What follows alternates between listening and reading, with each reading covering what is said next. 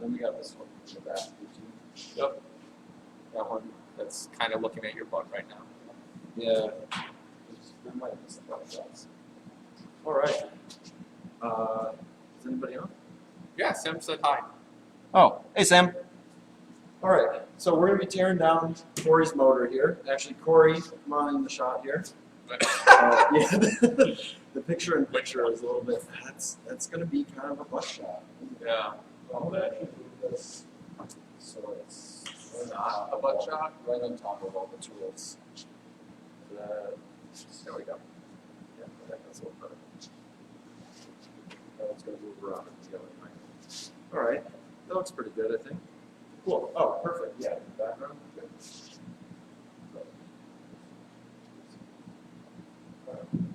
Cool. All right, so we're going to do a live feed teardown of this engine. This is from Cory's Miata, which is in the background here. And actually, I'm going to put Cory on the spot a little bit and have you tell us a little bit about what he's doing with his engine and why we're tearing it apart. All right, so last summer I blew up my 1.6 and I found this deal I couldn't refuse on this 1.8 block. Unfortunately, it burns oil like a sieve.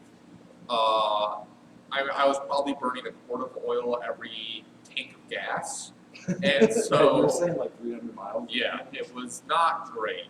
And so we actually tried doing new valve seals, and that still hadn't been enough. All signs point to my piston rings being shot.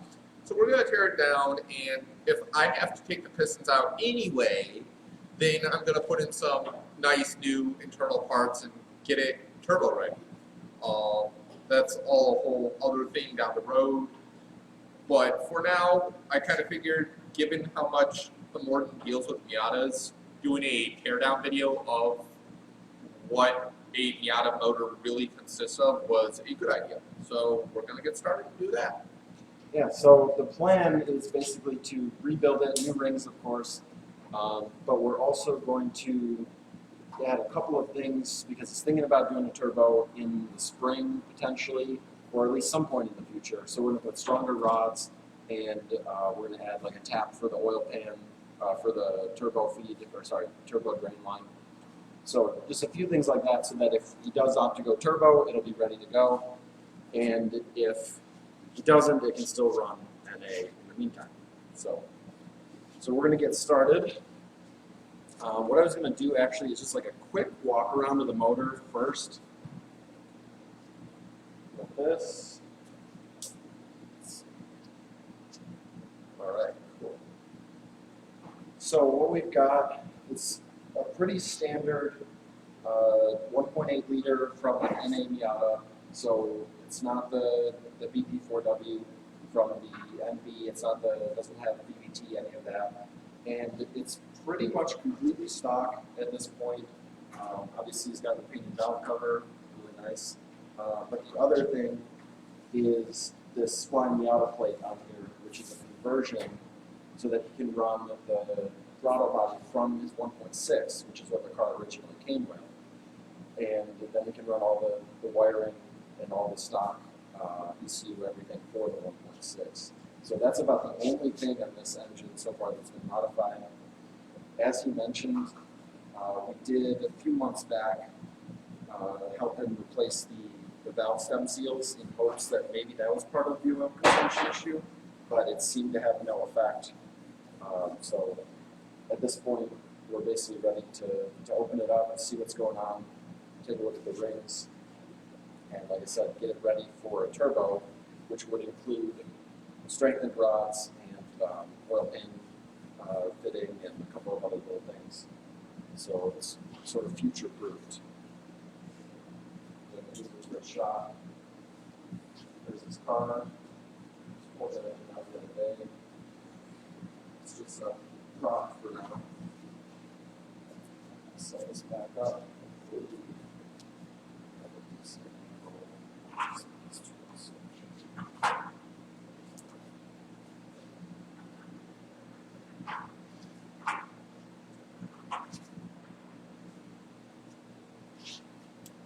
Alright, want to start? Well, we're going to start with the valve cover, which we're going to make this look kind of easy because the bolts are already out of it. So we actually pulled the valve cover off when we were pulling the engine to make sure that it didn't get scuffed up on the engine voice or anything like that. Here's what I found. Thanks, sir. So, as you can see here, we were just in here not all that long ago. It's pretty clean. Nothing really to be worried about here. And when you installed the motor, did you replace like the timing belt and some of that stuff? Okay. So that's good. So that stuff's pretty fresh. So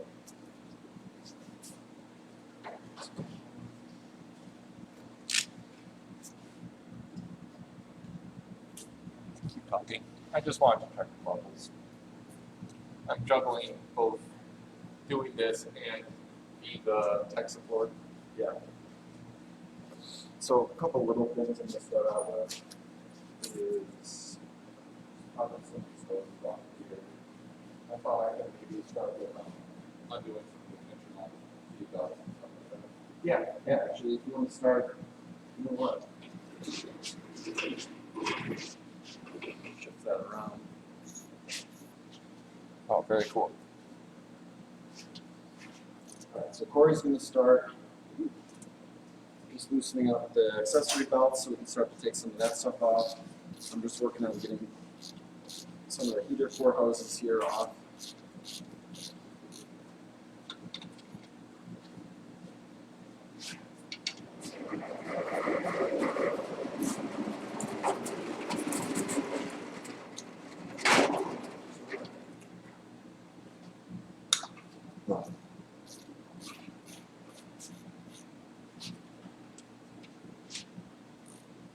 Some of the stuff we already loosened the other day when we were pulling the engine out. As we go, if anyone has any questions or comments, please feel encouraged to say anything. So far, it's just been Sam, but Yeah, any we questions? are monitoring it, so we'll be happy to talk. Yeah, we can see the live feed from here. So if anybody has any questions, let us know.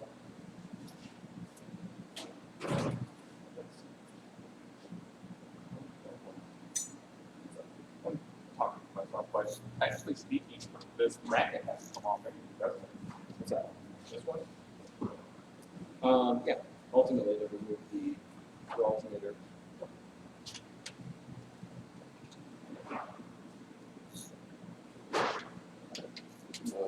Pop the cam angle sensor off. Oh, good, the furnace finally shut off. Hopefully that doesn't cause too much noise, but we did pick like one of the coldest days so far. Yeah, this is to try and do this. So, the cam angle sensor, pop that off.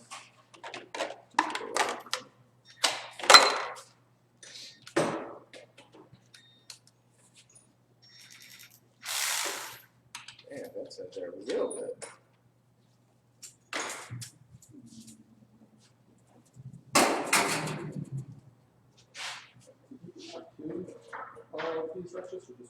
Oh, I need another wrench.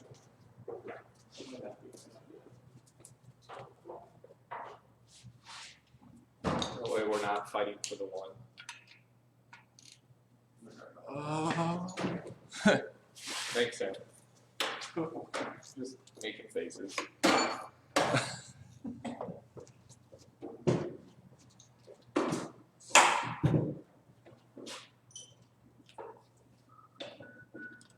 I'll say this is a lot easier to do on an engine stand than it was while the car or engine was in the car. Oh, yeah, once you start working on engines on engine stands, It's hard to go back. yeah, depending on the situation, sometimes it's better to just keep up. And then at least one order of stuff. Yep. Which will happen eventually. Alright, so while he's working on that, I'm gonna start to loosen up the power steering. Yep, cool.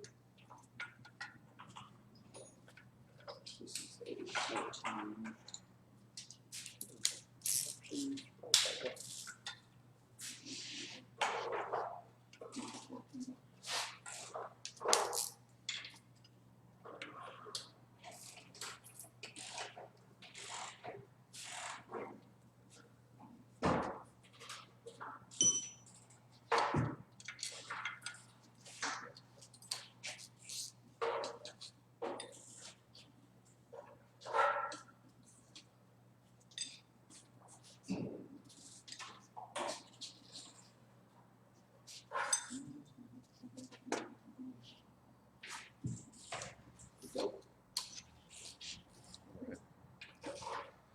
tension off of it.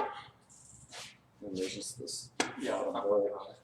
Is there a bracket blocking that one? No. I feel like sometimes. There used to be the, I want to say it's like the intake manifold support bracket. Oh, yes. But actually, I don't even know that I can run that with this intake. Like, this particular intake doesn't seem to have a way for that to come through. I agree. Interesting. I know square tops can.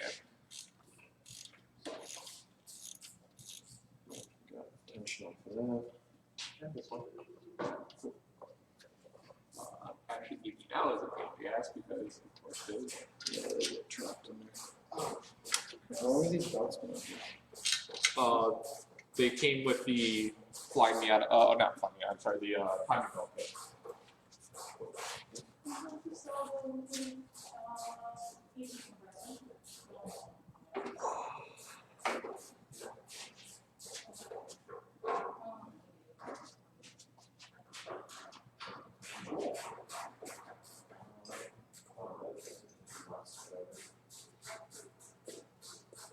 How long are these belts going to be? They came with the kit. Are they already pretty messed up? No, they actually look cool. Okay.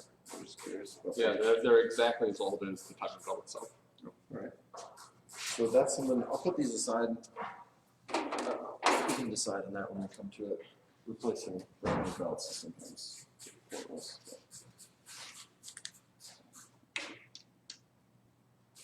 I see no reason why I can't start removing the fuel rail.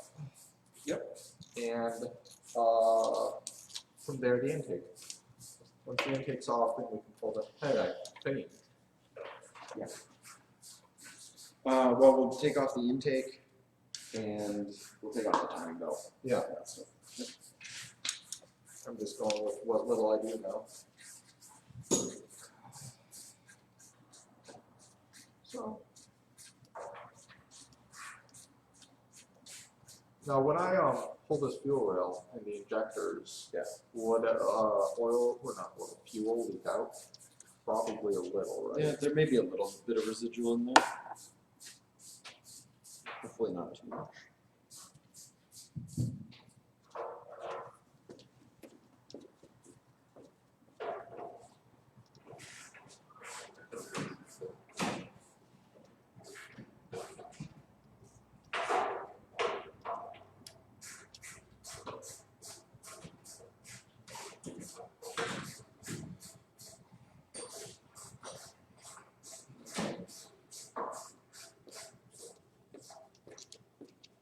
Go.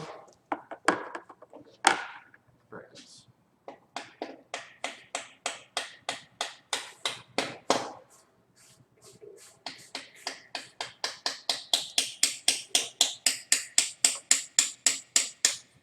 I do remember being very frustrated trying to get all of this in place. Yeah.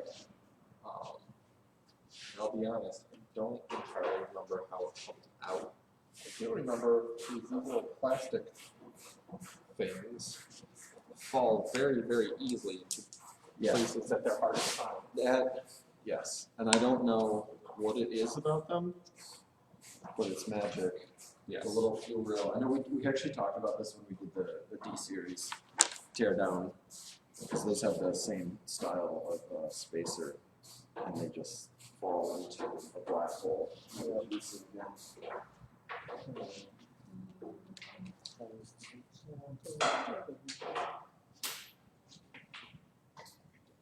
I actually need to take a brief break, but I'll be right back while you do what you're doing.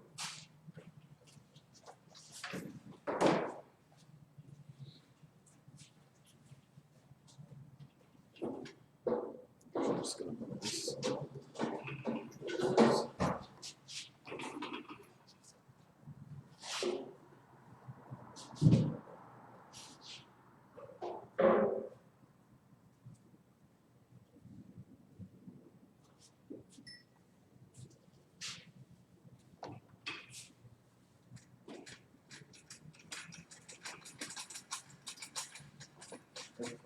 Moving steering column.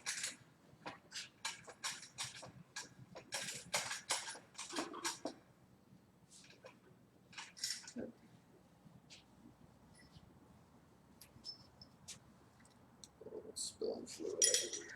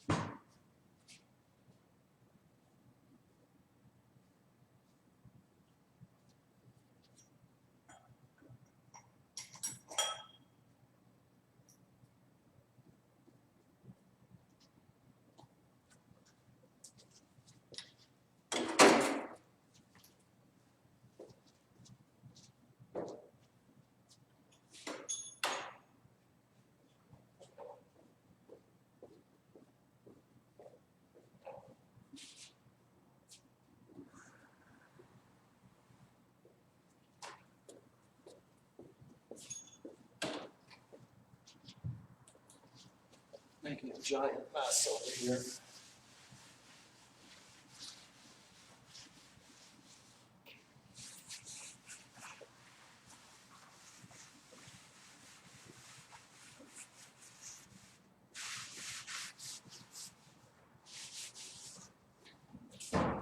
You see anything fun? Nope. Took off your power steering pump and spilled fluid everywhere. That does not surprise me. Like I said, that's one of the few parts that I've never touched on this thing in the first place.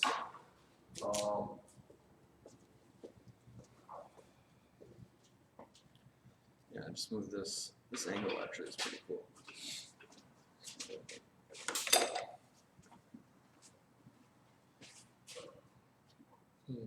How do you usually manage this?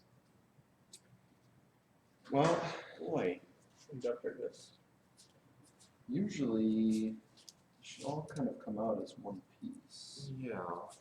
I think usually I actually separate the injectors. Yeah. Who's taking so long? Also, nice beard there, Chris. Marcus. Oh, Marius. Marius, I'm sorry. Yeah, it's really coming in a little bit here. They don't really need to disconnect the wiring on them. Boy. Yeah, you know what? What we can do, let's just pull the intake manifold, and Yep. then the rail will actually stay with that. Yep. I think I can do that. Yeah, so I think Mazda usually does a pretty nice job with the fact that I think with a long extension, you should be able to get In all, there. all of the bolts in there. Again, much easier off the car than it is in the car.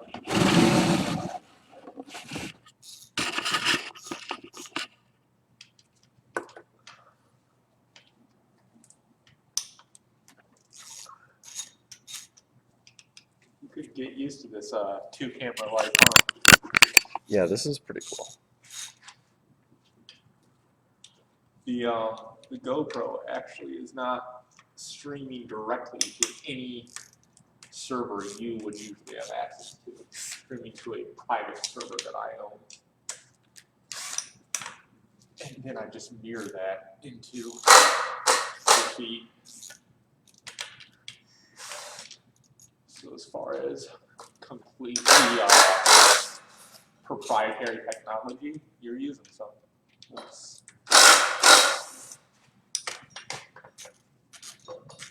Water pumps going on.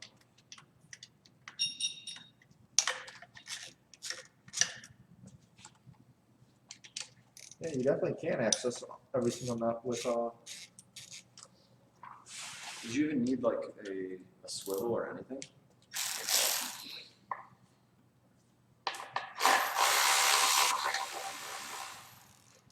I don't know how I've like gone down so many of these.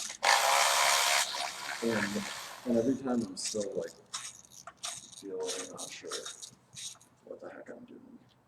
Or at least just remembering exactly what to use and where.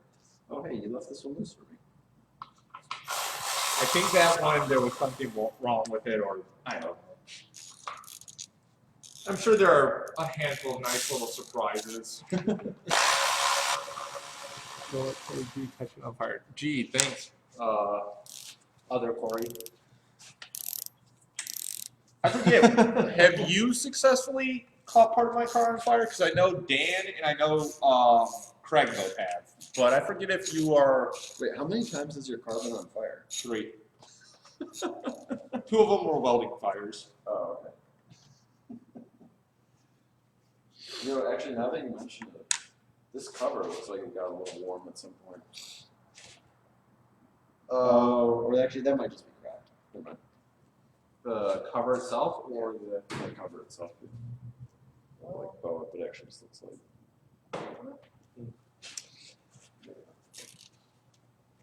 I'm not like overly worried about that because it's just the timing belt cover, but that is a little unfortunate. I don't fully understand why it has a gasket. Basically, just to keep like dust. Oh, that makes sense. Yeah, it's mostly just dust, and I mean, if water got splashed, I mean, there's nothing really exposed. Does the under welding there. count as fire? There's no chance I'm going to let this car pass tech. Why? 3 fires. None of the fires were on track, though. It's all- oh, wait. Well, do you count the engine blowing up as a fire? Because there definitely was a puff of smoke. No, that's if people got banned from the track for having an engine explode one time, I don't think anybody in the room or on the feed right now would be allowed on the track.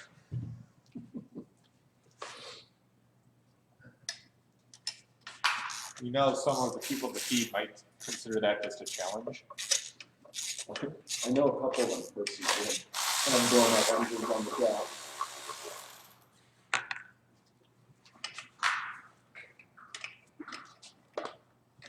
I know. Yeah, I think I've got 2 under my belt. Although one of them was just a cracked piston, and actually, it actually was mild enough that I was just getting a bunch of blow by, and I kind of checked some things and cleaned some stuff out, and I went out for another lap, and it was just kind of like smoking from the breather. But the other one was pretty catastrophic. Where's the turbo? Coming at some point. You know, what I ought to do is have like a Bitcoin donation link across the bottom. That's where the turbo is.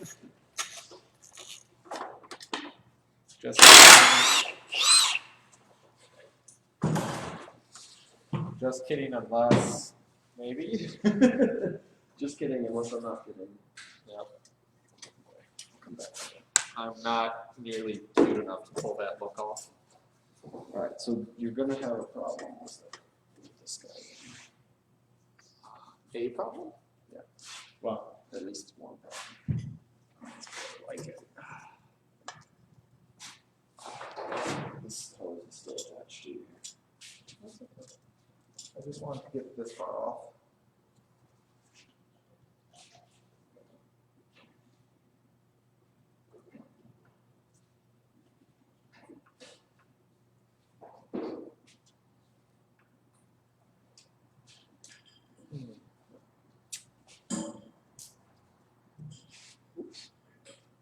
You should be free. Oh, no, there's 2. That one needs pliers. Oh, is it? I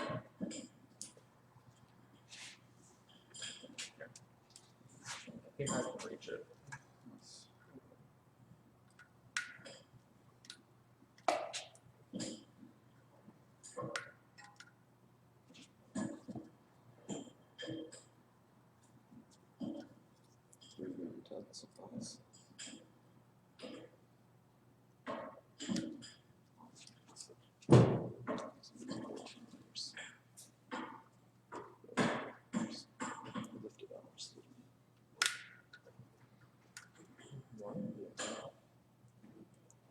There's the edge.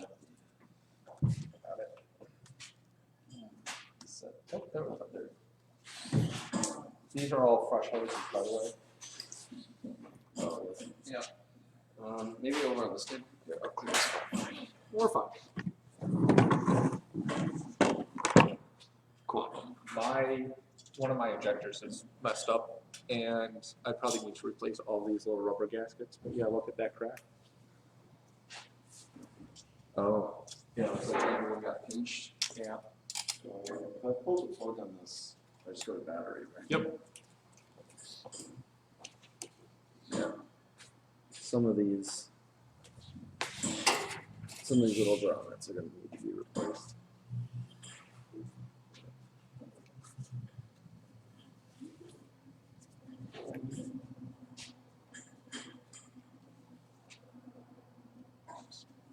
These little guys will.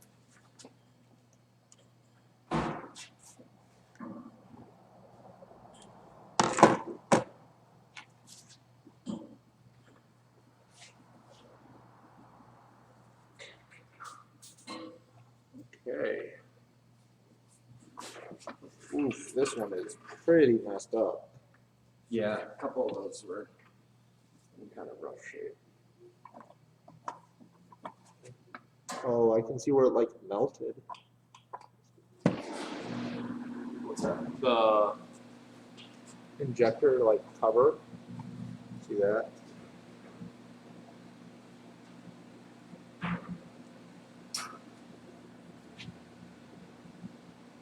Like melted. Whoa. Or if it doesn't get aligned right, you're tightening it down. Yeah, that's fair. Still, not what that's supposed to look like.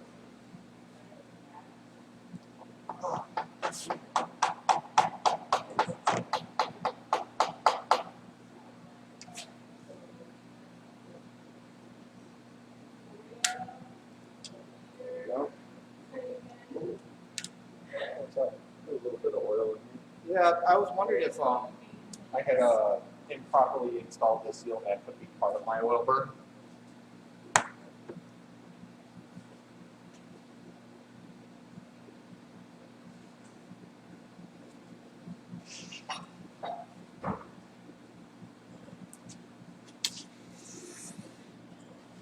See that? I'm getting just a little bit of oil just on the extra seal. So the other thing actually that we didn't talk about on camera yet is that, so we were tearing down this engine for the sake of oil burning and then some preventative future proofing for maybe a turbo setup. But what we didn't expect to see was there was a little bit of metal in the oil filter when I cut it open. So even more reason that it's good we're going to go through everything.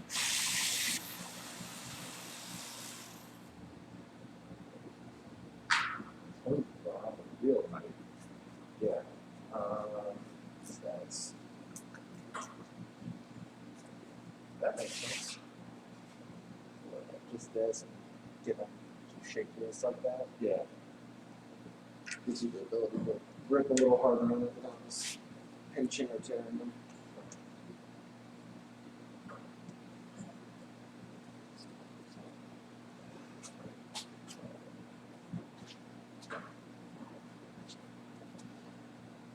I like that. Cory said starting OnlyFans. It worked for an Australian supercars girl. Yeah. Yeah, there was a V8 supercars driver who funded her entire season with an OnlyFans. And Sam also suggested a road tracks.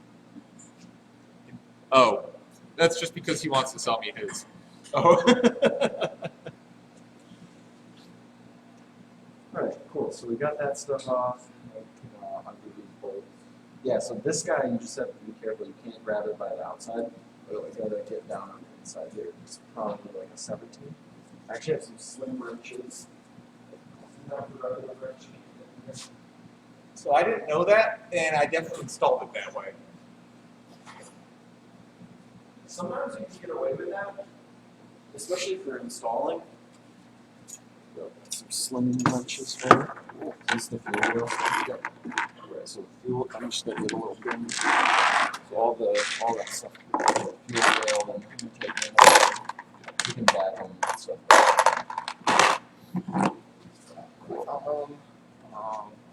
What is that? 17? Yeah, I've heard, I think sometimes you can get away with it, but sometimes I've heard of people trying to turn that and it just like slips.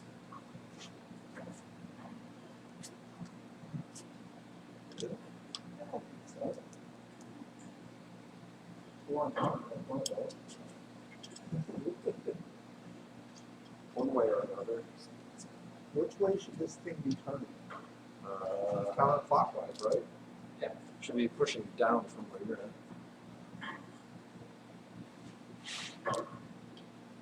But I'm definitely not.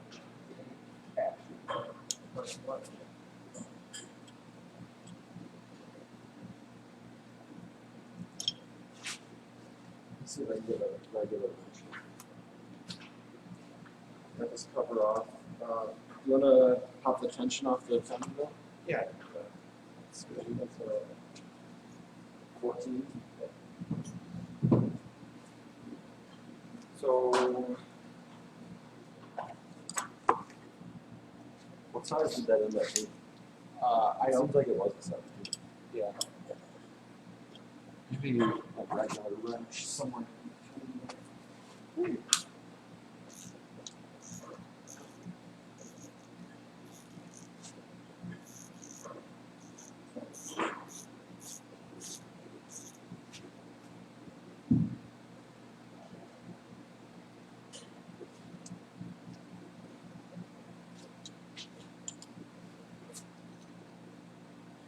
Oh, this one's gold. Looks- You are being that's probably enough. I probably should have there. Nope.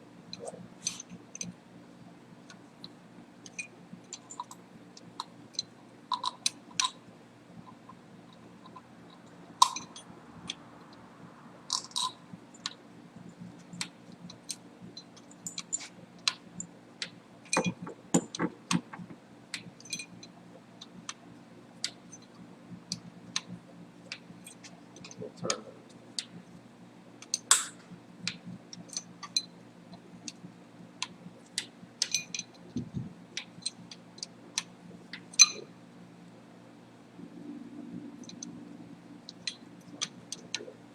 Yeah, I might have gone a little overboard. I was like, well, I know it won't leak from here, damn it. That's what they say is cross-threading is nature's Loctite. Although it definitely does not say cross-threading. No, Potentially over-torqued, but not cross-threaded. It's just still at that point of being very, that's a little past it.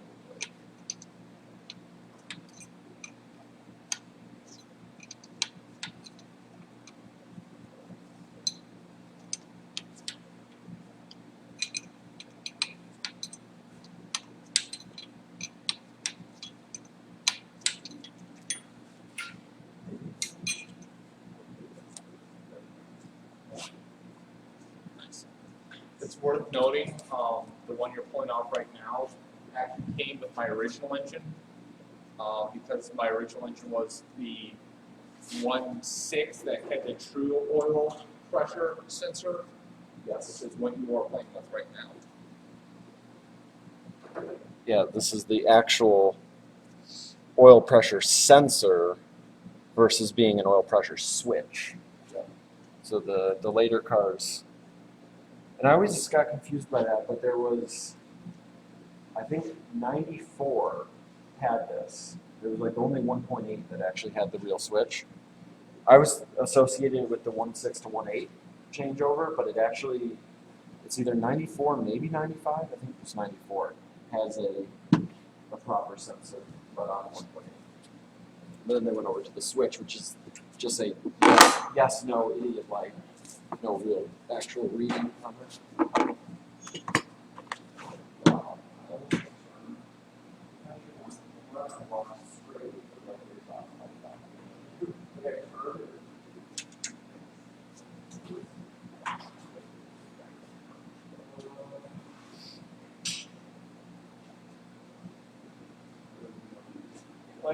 We're making pretty good progress. Yeah, so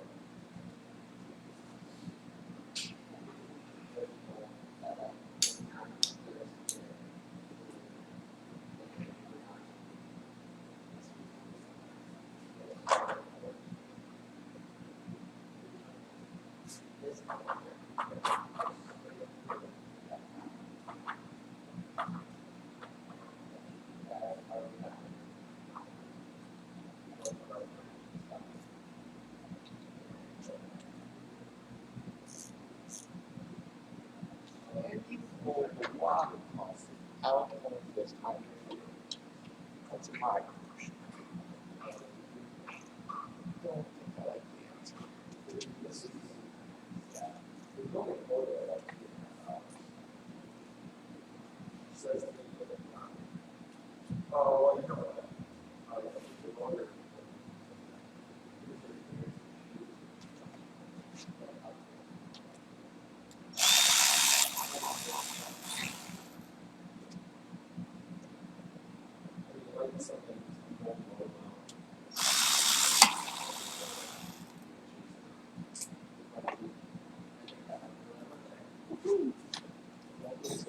All right, Cory, how are things going over here? I'm wondering I'm if gonna move this back just a little closer. I'm wondering if we can pull the water pump without having to pull the hydraulic cover that's over part of it. So Tom was saying some sensor changes starting in '96. Yeah, so we were talking about the oil pressure sensor, which changed over, I believe in '94. But on the NA Miatas, there's at least 3 different wiring harnesses and sensor setups. As you got the 1.6 stuff, 90 to 93, and then Yes, you can. oh, nice. So you got 1.6, 90 to 93, and then they changed some sensors to go with the 1.8 engine, which was in 94. And then 94 to 95 is pre-OBD. So there's a pre-OBD or OBD1, I guess you'd call it, ECU. And then 96, they went to OBD2. So then 96, 97 is its own. So 96, 97, 94, 95, and then 93 to 90 are all 3 completely separate wiring harnesses, ECUs, and that's sort of adds to the difficulty. And in a lot of cases, incompatibility of different sensors. Right. Well, all of a sudden, we're kind of getting down brass tacks here. What the oil filter sandwich plate? Yeah, What is bolt type is that? I believe that that's like a 29.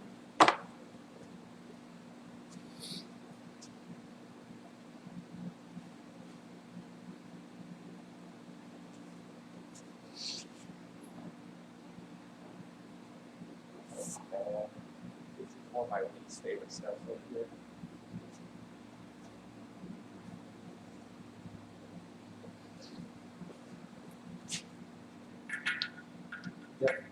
Also, fun fact, a 1 1/8 is also a 29. What? Oh, it's big guy. We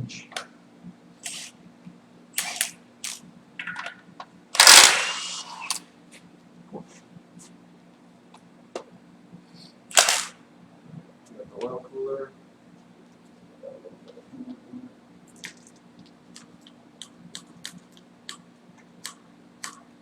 So this is another discussion.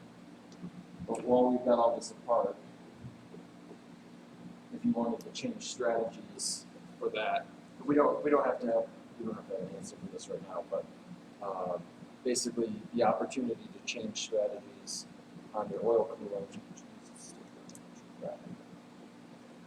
And go to like your traditional sort of style sandwich plate and run like an external cooler. That has been very much on my mind. Also, It's- if I did that, couldn't I not have to do this anymore? Yes. There's a lot of appeal to that because we're going to be doing a reroute, give it the full block off instead of having this. Yeah, that's another part of what we'll be doing before we put the engine back in is Cory bought a Super Miata delivery route, which can of course be installed while it's the engine's in the car, but even easier. I think what I need to do now is spray some penetrating fluid right here. Yep, so that we can pull that bracket off. Luckily, I know that.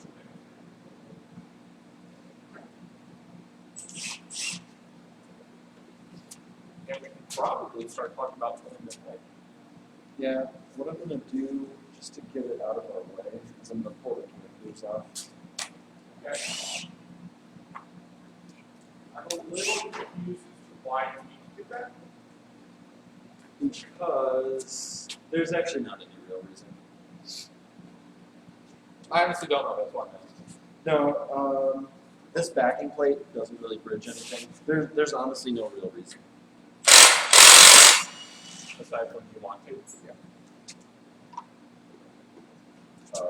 Yeah, it's gonna be more than That's that. it's gonna need a little more than that.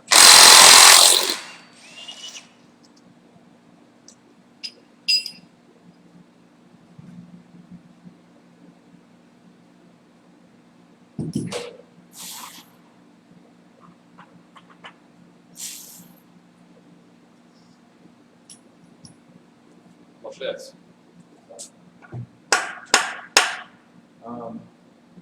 Yeah, let me grab a punch. Yeah. Yeah.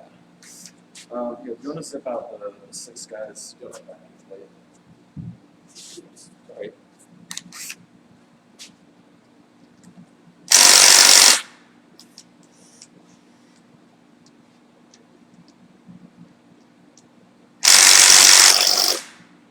Ooh, stop. Jesus, it is going backwards, right? Yes. Everything should be. Who did install these? Um,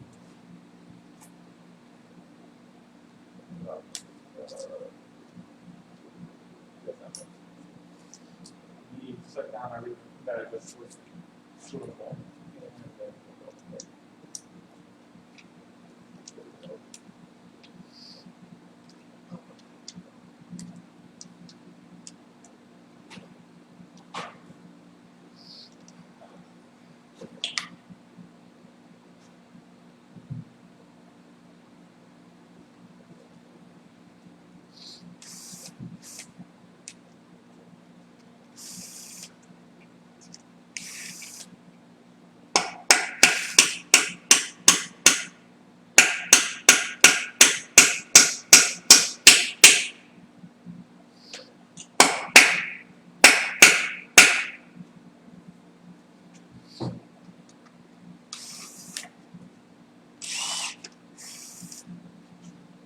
Nice.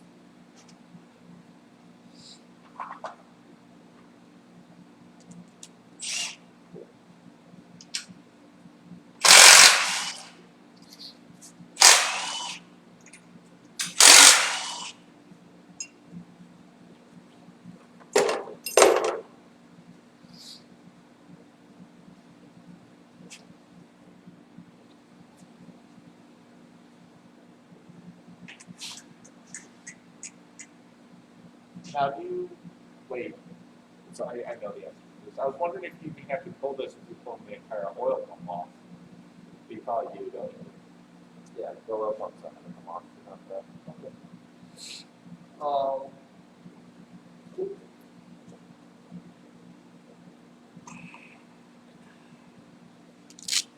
I'll take a moment and observe how we're doing here, what we're doing here.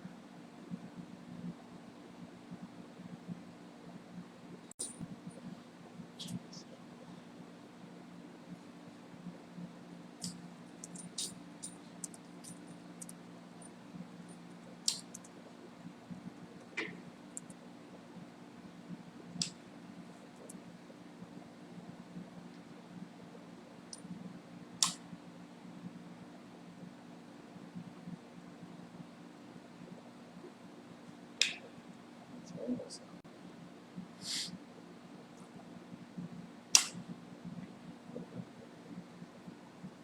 We're gonna pee.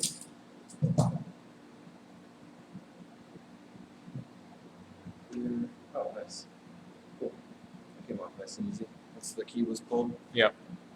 That's something on I occasion. expected that. There have been a couple of occasions that a lot of heat and force were necessary. I'm pretty sure I had at least, yeah, because I installed the seal. Yeah, so you would have had that too. Yep. So, yeah, I think it's just pull head, pull motor, and pull or pump. Yeah, so just looking a little closer at this, the seal itself actually looks pretty dry. Yeah. I'm almost wondering if it's actually the oil pan. This gasket right here. Maybe a little half moon. Most of it's just sealed with RTD with a little like half moon gasket that sits in there. It could be right down here.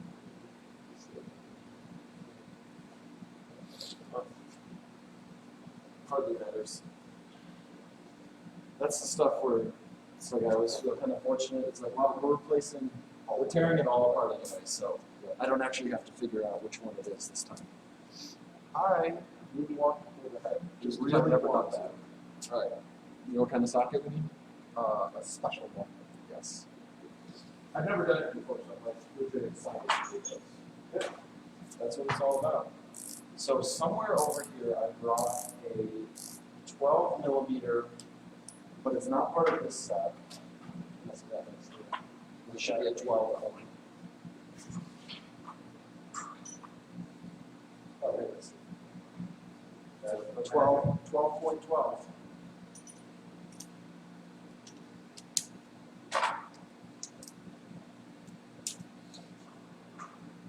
Ooh.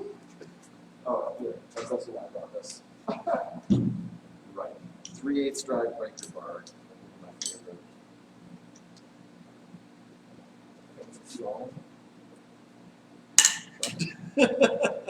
I was definitely prepared. Now hold on. Do them in order. Yeah, we're gonna do it basically in the opposite order that we would. The opposite order that we would do when we drove them down. Yeah, so we'll do these two, then we'll come around and do these two. Oh, that one was so bad. I'm gonna do my best not to get punched in the face. Yes. And apologies to the inevitable butt shot on the camera right now, but Well, over to this side. Well, it's just a rehearsal for your own things. yeah. So this is a question actually that I'm hoping you already have a good answer to because it's way too late. Is both of these cameras have microphones, right? Yes. Which one? I already handled that. Okay, It so is they're that not camera. both. They're not. You can talk into that one all day. and do it.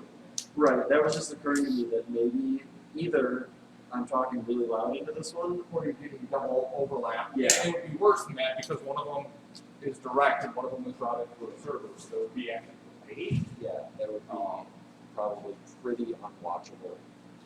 Not that any of this content is particularly watchable. Watchable, that's why. Yep. They're all loose. All of them are loose now. Ooh. The big boys.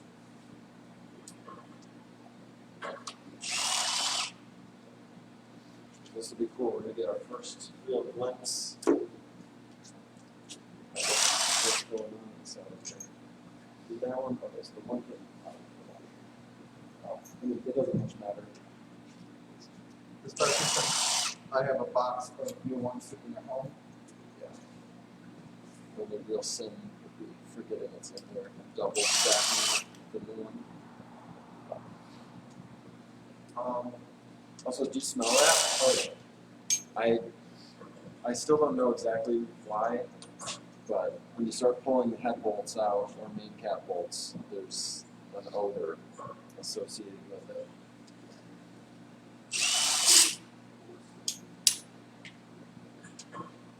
Magnet on a stick.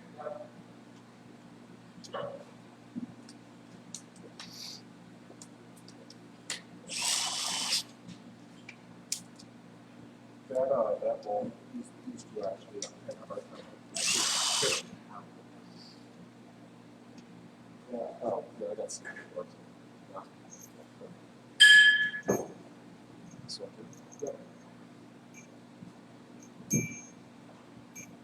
oh, you know, I'm also holding a magnet in my hand, which probably would have done a nice job getting the bolt out.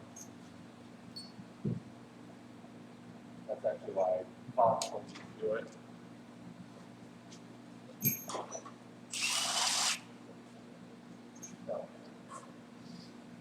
Yeah, it's the washer.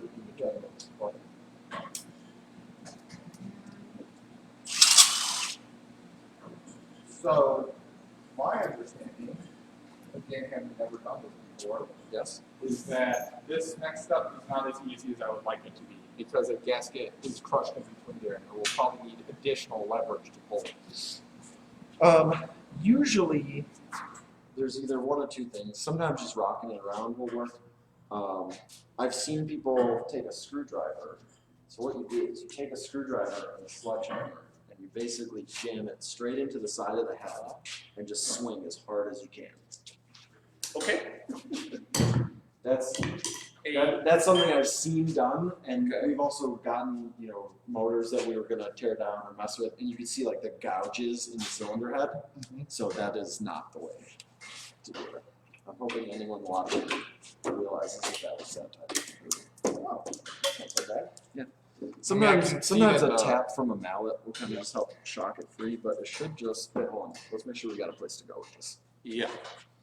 Let's clear off right here. There's no real need for all this to be what it is. And this little spot here.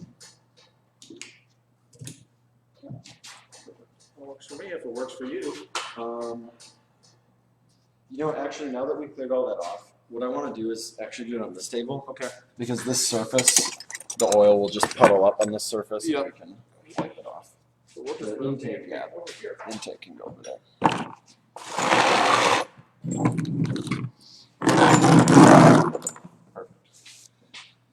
A lot of this can all go over there, just so that it's all in one place and we're not like, oh wow, where did that go?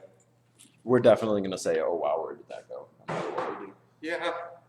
On the bright side, you have spares. Alright, ready when you are, I guess. Yep, it's normal. Set it on its side here. With the old gasket.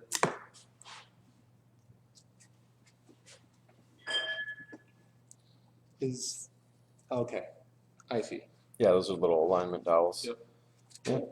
The gasket looks like a gasket. I don't see anything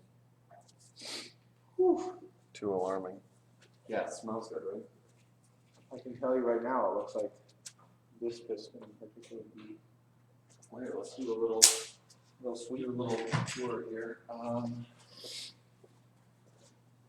Got a flashlight here so you get some extra light. 26. Yeah, I got the other one. And then this one. All right, so we got our first look here. I'm just gonna go wireless. Yep. Let's see. Got our first look. So far, I mean, you can see some of this like staining in here. Which, I mean, it almost looks like, yeah, it almost looks like corrosion. I mean, it's pretty smooth, but see how this guy looks over here. It's similar stuff.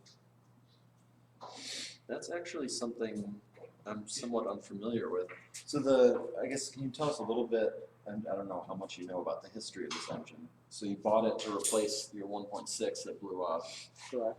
Did this engine, I mean, do you know the miles or anything? Or About 160,000. okay, so it wasn't. Can you come over here? Yeah. So I'm looking at the edge pad, right? And it's weird how it just stops right there. Yeah. Is that normal? that is where your piston skirt is rubbing on the wall, Okay. which is normal. Okay. But yeah, actually, so that's something, can you put the light back real quick? So what Cory was asking about here is you can see clearly there's like a crosshatch pattern from the honing when the engine was originally built. And then I think it's picking up on the camera, you can see, Yeah, it's picking up really nicely actually. yeah, well you can see there's a spot there where that's been polished off. And that's where the actual piston skirt, that's actually the only place really, and it should be similar on this side. Put the light over it. Yeah, It's it's a little sim- harder to similar see, on this but- side. So that's the only place where the piston actually touches the cylinder. Got it. Is on the skirt. And so that's the type of stuff that we talked about before, that, you know, before we order any pistons or start really thinking about how we want to approach that side of it, we're going to measure the bores and make sure that they are, that they're still round. What is this? Is this a bracket? Oh yeah, that's like a big old like 17, if you remember. I've never seen that before. Yeah, this is the bracket that holds up the intake tube.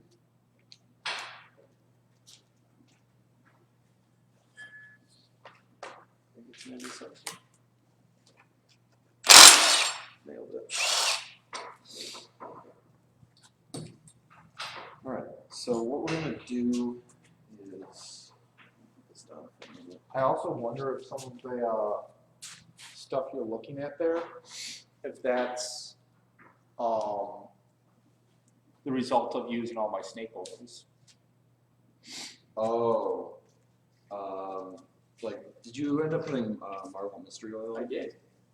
So I'm wondering if that's some corrosion from that burning off. That's possible. Yeah, so that, it's just an O-ring. You kind of just pull up and twist at the same time. Yeah, just like yank and twist and wobble. That's just an O-ring that's in there. I did actually know that. Is a new crank bolt on your list. It can be, It should be. because this one got chewed up a bit. This one didn't got chewed up a bit. To be fair, I warned you about that. Yeah, I actually didn't even notice. Did I bring the 21 socket over here? From 21? I don't even. It's outside of this. Yeah, the big boy for, Oh, that'll work. Yeah. Oh, actually, these are stupid because they're like really shallow. Okay, I'll grab it.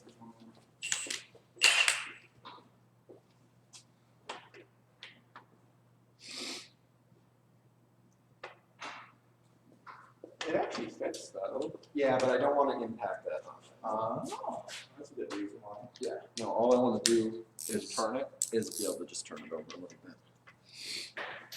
It shouldn't take much force. There it goes. It goes real fast.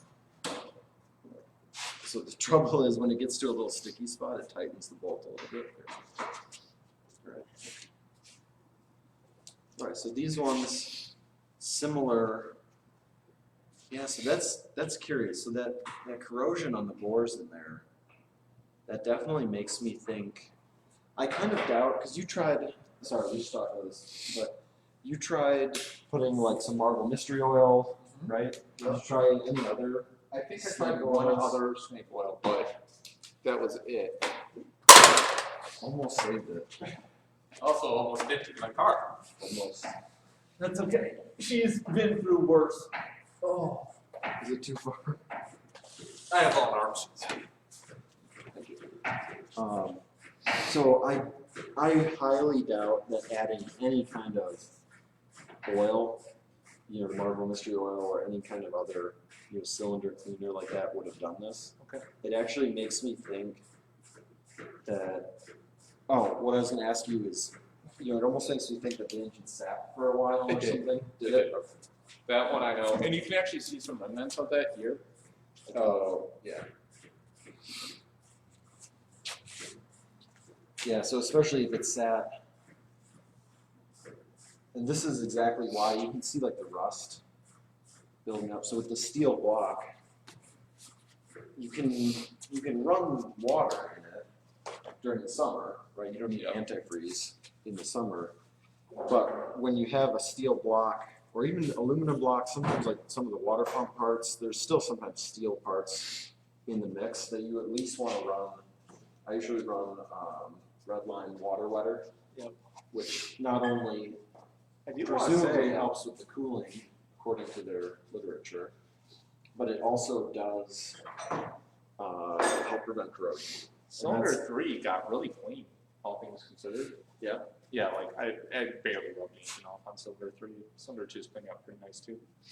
Okay. These are caked on real good, but I just find that interesting because that would be directly because of those mystery fluids eating at the carbon buildup. Yeah, actually, that's really interesting. I only just noticed this now that you pointed it out. Yep. Is that the number 1 and number 4 pistons have a lot of carbon on them, but the other 2 are very clean. This one I've been cleaning by hand a little bit, but it's coming off very easily. This one I barely rubbed at all. If you wipe this one, does that stuff come off too? Because that carbon buildup, I mean, 160,000 miles. To be honest, this is like less than what I would have expected in that amount of time. Miata engines tend to build up a lot of carbon. Oh, that's actually coming off pretty easy. Yeah, and actually, that may be because of some of the things that you put in there. Yep. Because normally that stuff is like crispy. Yeah. And just like That one I was playing with and it didn't get very far, but yeah, and so actually, I mean, and that's exactly the theory, right? Is that it would have a similar effect on the carbon buildup that could potentially be in that secondary piston ring.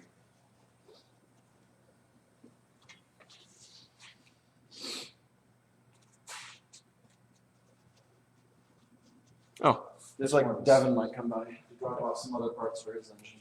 okay, well, this one's like the sandpaper. This is not coming off very easily. All right. On the certain sections of it. We'll clean them up once they come out of it.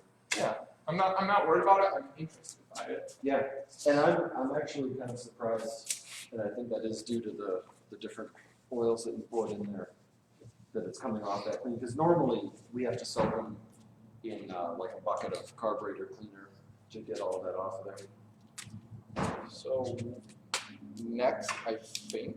Well, there's the other side of the story. Yes. Take a look at. So this to me all looks pretty normal. Why is this one such a different color than the others?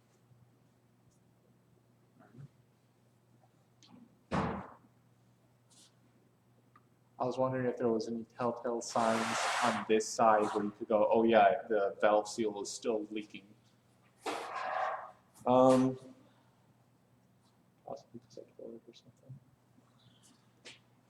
So if a valve seal is leaking, sometimes you can see it in here Interesting. because that's the other side of the valve, right? Yep. You can see down in there. So I have seen somewhere, you know, it was all wet down in there. Because that's basically where the valve seal, if it was leaking, would come through. But yeah, I mean, we'll do a vacuum test and some other things. Make sure your valve seats are good. Because I played with trying to get some of the carbon off, but it's stuck. Oh, yeah, that's fine. Yeah. I'm just amused by it. Yeah, we'll do a vacuum test on these. And honestly, in the condition that these are in, I think we're definitely going to want to have this like hot tank and cleaned out. But for fun, what we can do is a vacuum test, which will give us an indication of how well the valves are sealing. And as dirty as they are, they're probably not sealing very well. Do you have to tear it completely down before you hot tank it? Yes. I was afraid of that. I mean, to be honest, like what we did when we did those valve seals, Yep. that was like the entire thing. Yeah, I know. It's just time and money. Everything always is. Yes. All right. What's next? flip it over and pull the oil pan? Yep. Cool. Yep. This is a nice one where I don't have to like put in a thing. Oh, yeah. There's always still some. That's why I rotated it this way, actually. Oh, that's my dipstick. Oh, the dipstickle? I was wondering, because both the oil filter and the drain plug are on this side. Yep. Yeah. Yeah, there's no harm.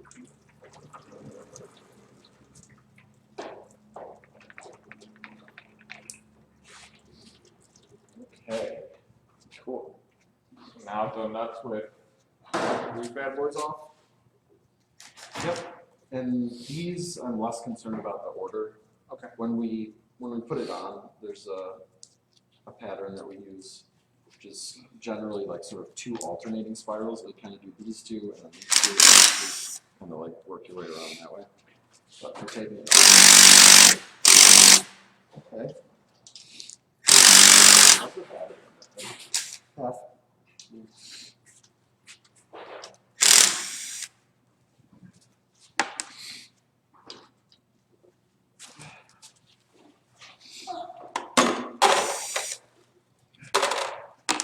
I have been trying to group things together. Yeah, some of this is on there. Oops.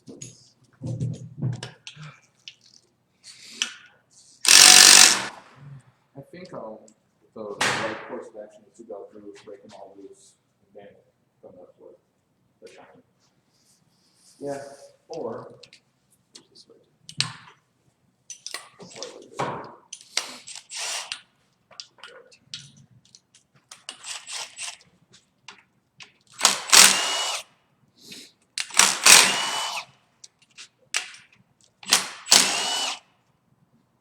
Just a little bit. As you pull them, I'll hand them to me because I've got piled up. Did you purposely leave these short? Oh, no. I mean, I know they're longer, it's just, I didn't know there was a plan. No. Those ones are not ones that we're going to mix up. I want that. I'm gonna let that in. Pretty sure. Yeah, that sucks. I just lost one of them. We're gonna want to find out before somebody takes it in a tire. At least I think I did. Do you have, Well, this entire thing came off.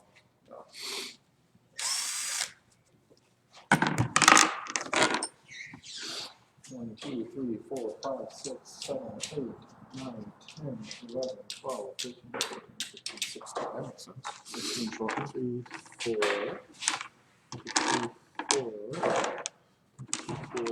3, I'm missing one. It can't have gone too far, right? That's what I always think. And then we'll always surprise. I will look for it while you start crying. Because I know that part is a bitch. Yeah, and ultimately, there's nothing special about that screw. Yeah, I just don't want one of the other customers to take it out of tire.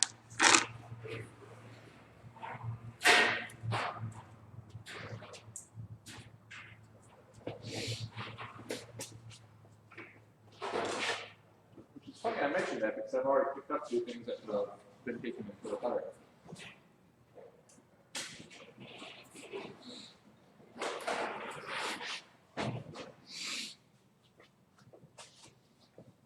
You know, I just found a drawer full of wire brushes.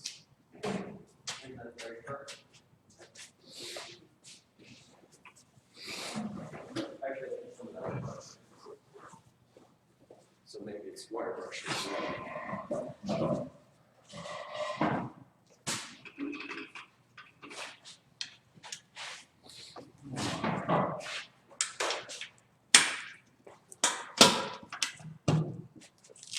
It's just a little surprise.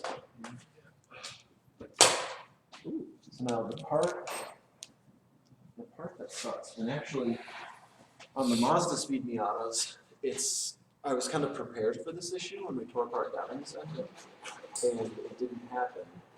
You grab the GoPro.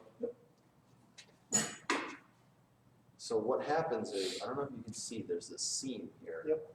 So that's the windage tray. And so as you pry up on this, it's kind of springy. And what's happening is the windage tray is attached to the oil pickup, which is attached to the oil pump. And so as you flex up on this, what you're doing is you're flexing the oil pickup. And if you just keep prying and prying, you end up breaking the oil pickup. But that little seam there, that's the windage tray. And it's just sandwiched between RTV. So you got block, RTV, that tray, more RTV, and then the oil pan. So what we need is just a little skinny screwdriver to break in between that seal.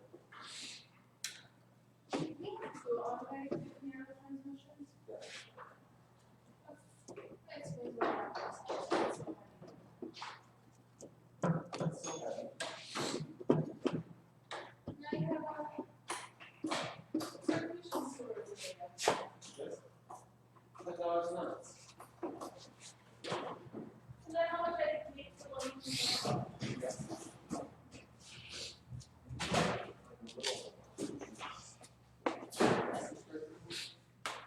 Oh, found it.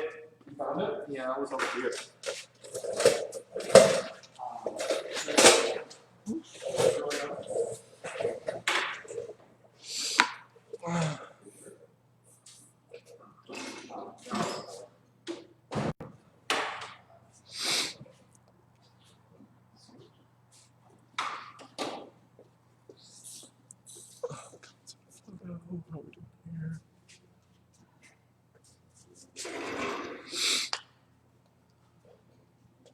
So we're gonna use this gasket scraper tool.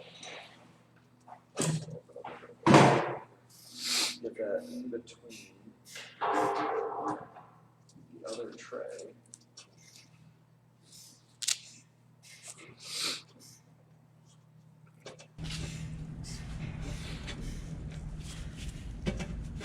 Just use that to separate the RTV.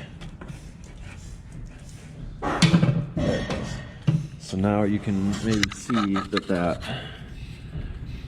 that tray itself is now separate from the oil pan. All right, and we're going to do the same thing on the other side.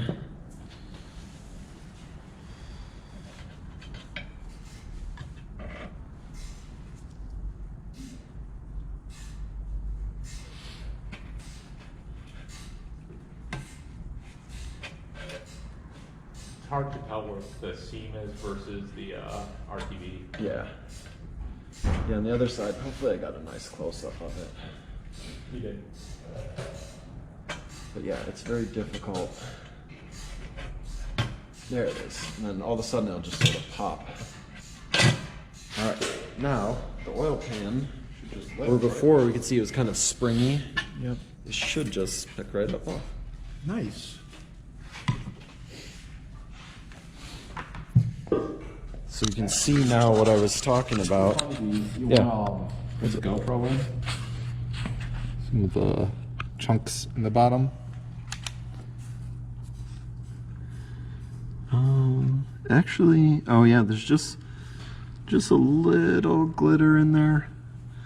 But some of what you're seeing there is actually the like casting marks. Mm-hmm. There's kind of like seams and lines from the casting. But overall, it doesn't look too bad. But there's just, it probably didn't pick up on the camera, but just a little bit of glitter in there. I really want to know why there is glitter at all. So this is loose, which means if I do these, it all should lift. Yeah, so basically, that's why you need to be careful, because as you're like prying on the oil pan, you're prying on this tube. So yeah, what we'll do is actually start with this one. Okay. So we got, it's a 10 also. Okay. Got one guy there. You, okay. What's up? I'm just learning things. I'm confused as to what, ooh, there we go. It So- seemed like this could all come off as one unit, but It can, but then it'll be kind of like a big floppy thing. Yeah. So that's just a bracket that holds this to the windage tray. Yep. This basically just keeps oil from splashing onto the crank. And then so what you're removing there, so this is the actual oil pump right here. And so you're removing the pickup tube. And that's what, like I said, it always makes me nervous. Like if you just start prying on that oil pan, you've got this bending that. huge, big bending lever arm on the. I know the Devin bought it. He wants to install. Kazi Spec Engineering makes a special baffle in there. Yes. I know he bought his. I haven't decided if I really need it or not. I don't think I do, but Yeah, that one that he got is. It's actually here. It's surprise me. probably with all of his other stuff that we got for his engine. Surprise me. And yep, it just pops off. There's just a gasket on the back side of that. Yeah, and so now that's all that was holding this in. Yep. So that usually I just toss all that stuff in the oil pan. All right, so we got our first glimpse of the actual crankshaft here. So what I'm going to have you do is just grab this guy here with the 21 and just turn this bolt a little bit. So I'll hold it here for a moment. I want to just look. Sometimes if there's issues with the bearings, but you weren't getting any knocking or anything. I mean, we never would have even suspected there was anything going on with the bearings until I cut open the oil filter. And then if you spin it, keeps spinning around to the other side. Is that tightening or loose? It's tight. There it There goes. it goes. It was just kind of stuck. Yeah. The bolt's not threaded all the way in. So. Yeah. So I don't see anything. The other stuff, sometimes you'll see like discoloration around the edges here if it was like getting hot or having some kind of issue. But this all looks, Routine enough. yeah. So what we'll do is, if you can turn it to a point where we would have access to all 8 of the Like that? heads. Yeah, just a little further. I'm working on it. A little more, a little more, a little more. Yeah, there we go. So now we got access to all the connecting rods. Yep. And those are 14. Okay. So I'm gonna have you grab. Yeah.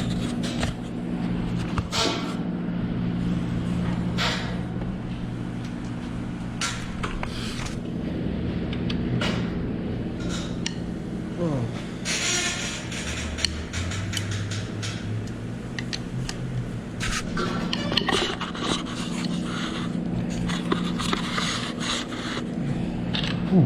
Do a little dance.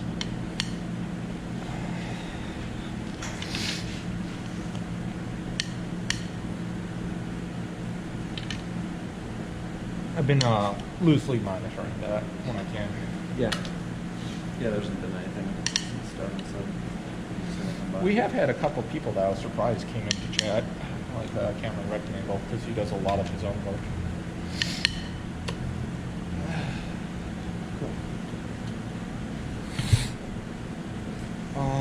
And then just what, burnt the rest off? Yeah.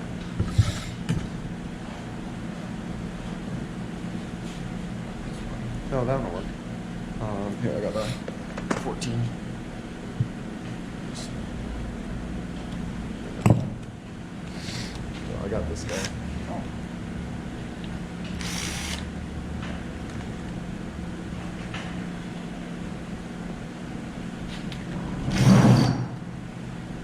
Now, from here out, we're going to be very specific.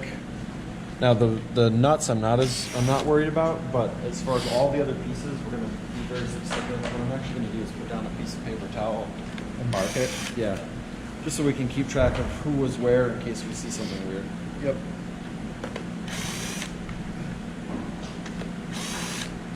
Just because you mentioned it, I actually swapped over to the GoPro mic instead. Oh, okay. That's probably better as well. That and I think it's just a better quality. But would that not run both? We are definitely not.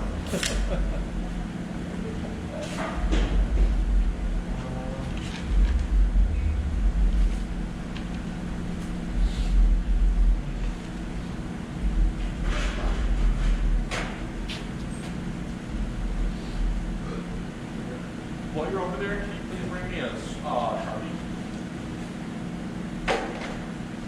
Believe it or not. That's what I said.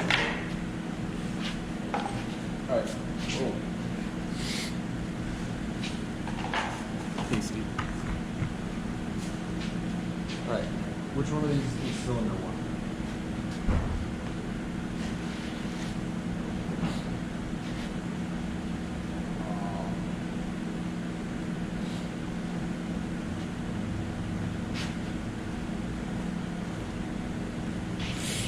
I feel silly asking this, but I didn't see what you did with the Sharpie. Oh, you had it in your hand. Oh. Yeah, I actually thought I was grabbing it for the same reason that you were asking for. No, of course.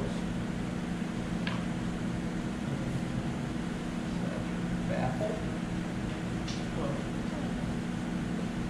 Is it time for me to start catching pistons yet? Gotcha.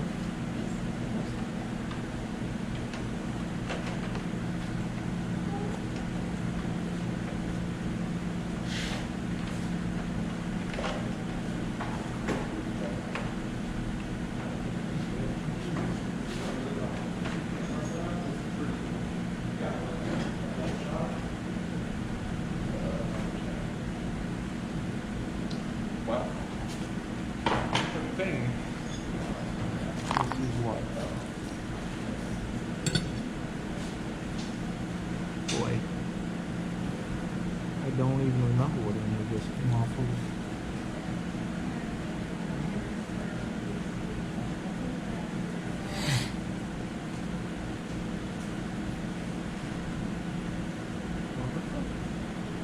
Definitely water pump.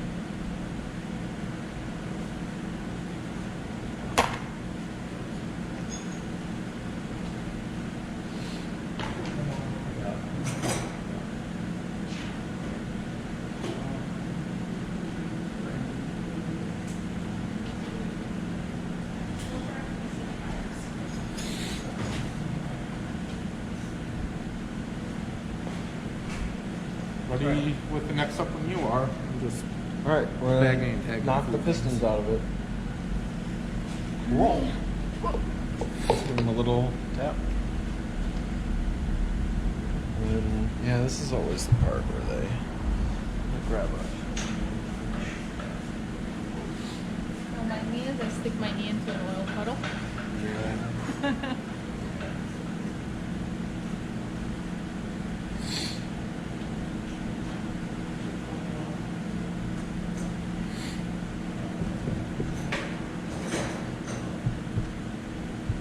Are you guys replacing the oil pump too? All in here? Change this a little bit. So we have clearance. Oh, you did successfully separate it? Nice. So there is the rod cap. Now that looks bad, but that's not a contact area.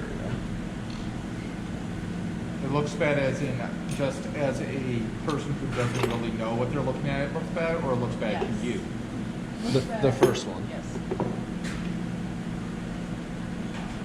Because, as almost you probably there. noticed, It is almost there. for those of us who don't know, when it looks worse than it is, some of us freak out. No, one. The good news is too that you're replacing the rod, and the bearing. So Yes. what I'm gonna do is I've just got my hand down here. oh Catch it. is do we have that other black extension? Oh, it's right here.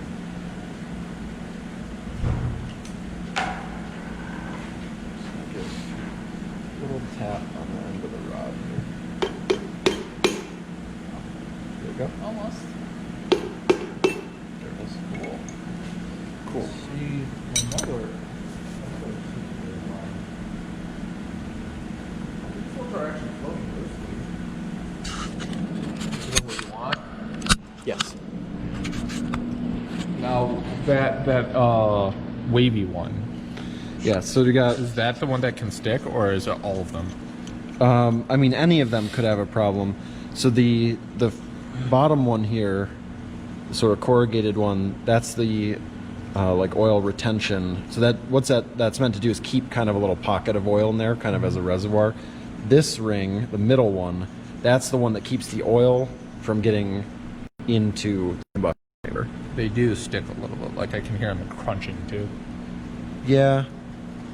What sounds what like I'm looking oil. for is, so you can see all this gold coloration, right, on all this stuff, which is from the oil, and it should stop at this ring. So you Okay. see how there's some a little past that ring. If you Yep. spin it around, so you see how most of it. Ooh, that's a really good example because look how gold it is down here. Especially Yeah. right in here in the middle. But so looking between these rings, so you see how in this case you got like some carbon and some stuff up here, but it's clean in between the rings right there, Yep. or it's not got that gold thing. But over in here- here it does, and so that may It's indicate also a little corroded. one of the spots where the Or is oil it was just- like getting past. that looks thick. like oil. Yeah. Okay. And then Kasha, can you get the light? It's over by the intake manifold. And then the rods will have new studs, right? Yeah. Yeah, so the actual bearing itself, yeah, so Corey, you were getting a little bit of, you grab one of the blue rags.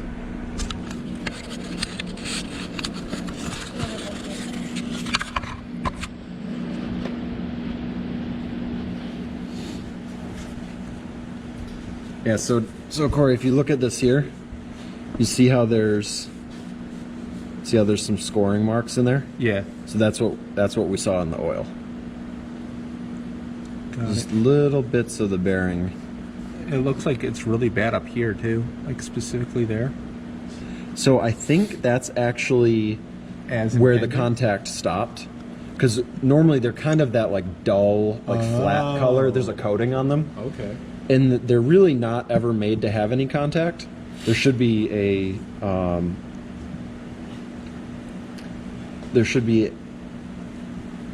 film of oil, pressurized oil, basically.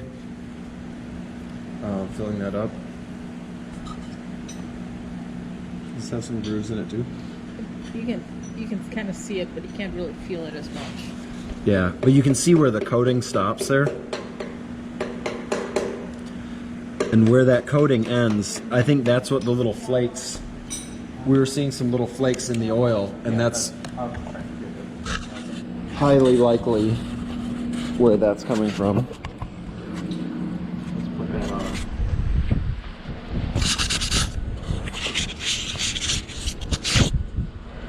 What did you do with that?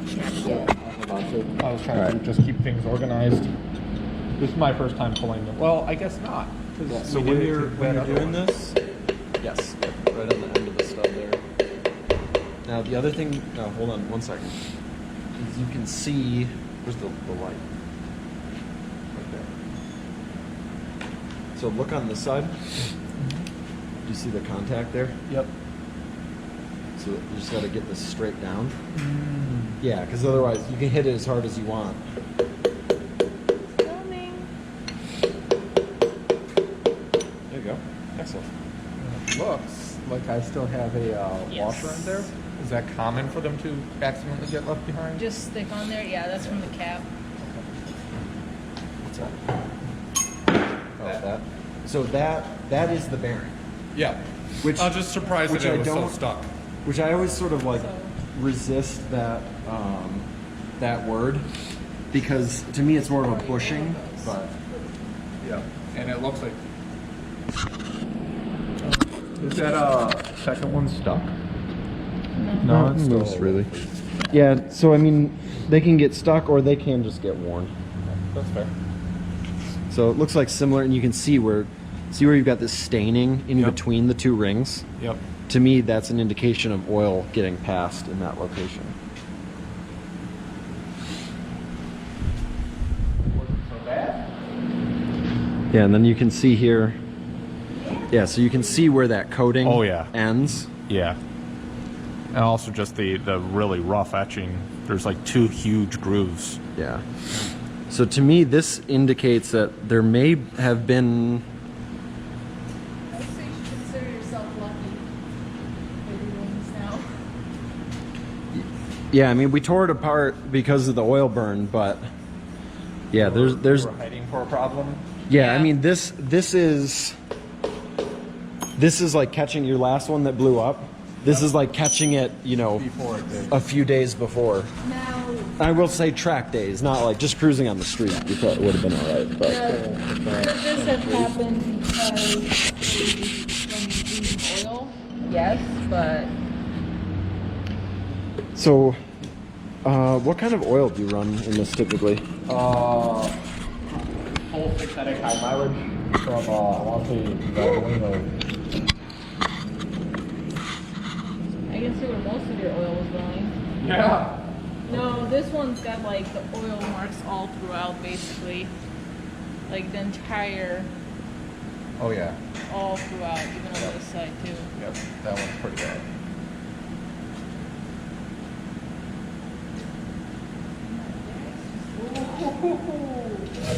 Yeah.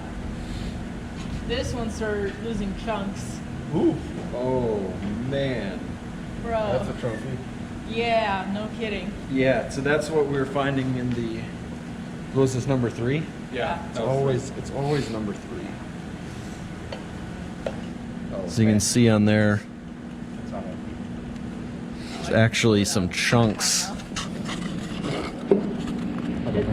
Right at like, I'm working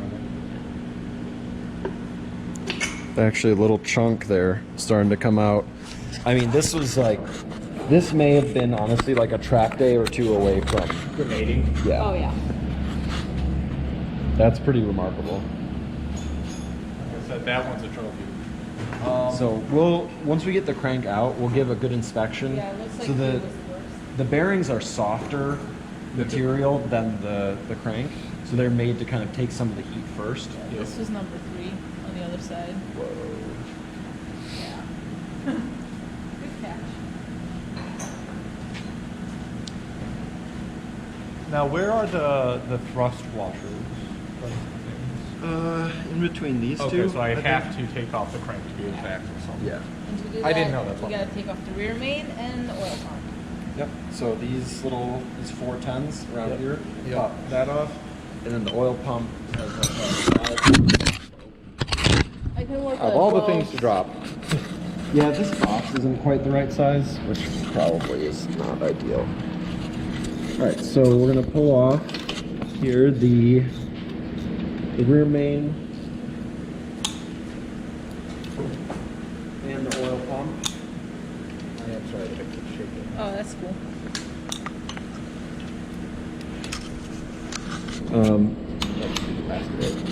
So here's another follow-up question. So the Valvoline high mileage oil, Yep. is that what you were using in the other engine too? Yep. Maybe don't. I think that may maybe not not be be the that. right oil for on the track. Okay. What do you usually run? Kendall. So in my stuff, I've been running Kendall. It's not really anything special, but it's like a high performance. It's got some different additives and things in it. What weight? Oh, I usually pretty much stick with the stock weight. NW 1030. Yeah. Now, well, the other thing to consider is that in my examples, it's a K series and a Ford 4.7 Yes. or 4.6 V8. So those take, I think those actually both use 520.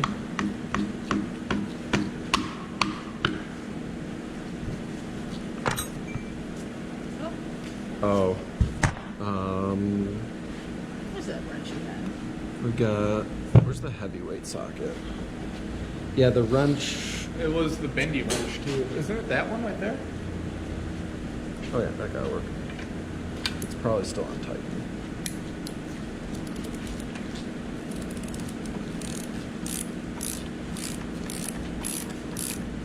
It's gonna grab it impact, but it doesn't work.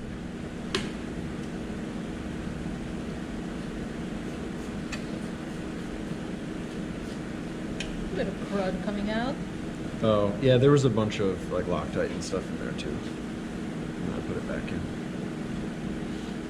But yeah, I would definitely replace this bolt. And Here's I got a little aggressive with your Woodruff key too, which that's not a bad idea to replace anyway. that's your beautiful Well, you know anyone who needs to stock oil filter? Oil. One more time. Pump. Oil pump? I do not. Yeah, we need it. This guy will get in there. I'd be curious if you just hammer it at the right angle, what happens. Yeah, it's just on like little guide pins. There's your rear main seal. Now, generally, what you replace is just the rubber. Yep. All right. Yeah. I'm gonna need my. I don't know. Cory, do you want to pull these? I do. All right. I kind of want to. For one thing, the more involved I am, I figure the better. Same thing. Yeah, we'll start at the outsides. This is going to be less critical because there's bearings with clearances in there. So, unlike the head, which is like you're, squishing flat into Also, there. What's up? All of these are getting replaced anyway. Yeah.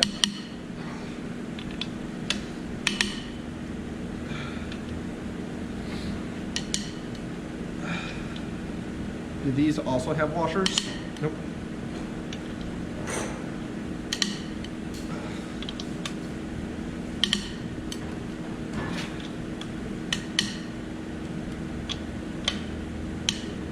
Oh, the last one.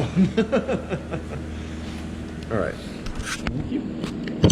So, one thing before we take these all the way out, there are markings. Okay, so these ones actually look pretty clear. That one I can't really see. We got a pretty clear 4 on this one. 3, 2, 1. I've seen this before on the Mazda engines where like the 5 is like almost not there. Oh, I see it. It's hard to read, but the other ones are clearly marked, so. You've got the nice little triangle pointing which direction it's going. Yep.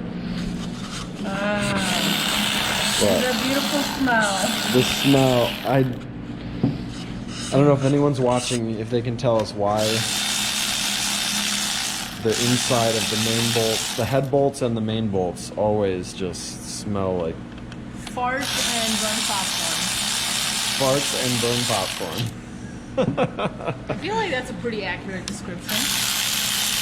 You might want to change your diet then. Unless someone farted. Which one was it?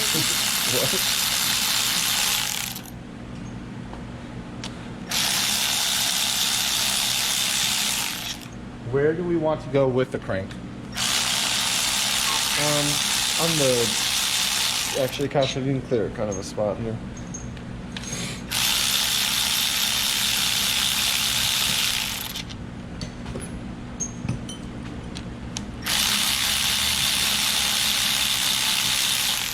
Burn, yes, definitely burn popcorn is how I would describe that smell. So do these themselves come off? So yeah, if you like wiggle them like left and right a little bit, see like that.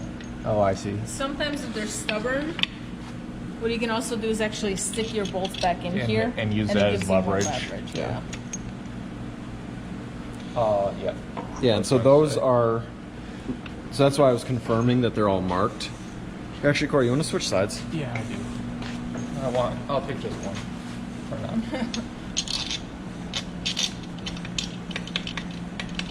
Ooh. You are resilient. There we go. Just like that, right? Yep.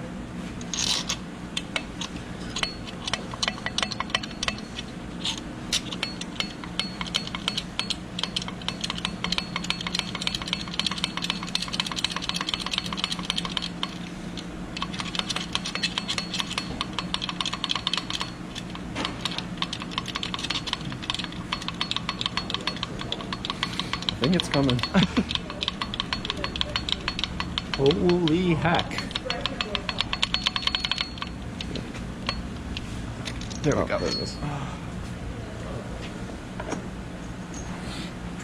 And as we do this, are you seeing anything worth noting? Not yet. I wasn't either, but There's a little bit, tiny little marks on a couple of them. Once we get it out and cleaned up, and we'll know how messed up it really was. Yeah, and luckily the bearings are much softer material, so you know that damage that we saw to the bearings. Really, I mean, it's like right before I think anything goes bad. Yep. This is like seconds. Yeah, I mean that was Chunk. just moments away. Yeah. Like I said, I'll add it to the trophy case. And on the bright side, I won't have to worry about that for quite some time. Yeah. How often do you, on your race engines, replace your bearings? Oh, I'm in a K series and I don't have to drop the subframe. I can just pull the oil pan. I mean, both of the K series that I've had in my car, I've never.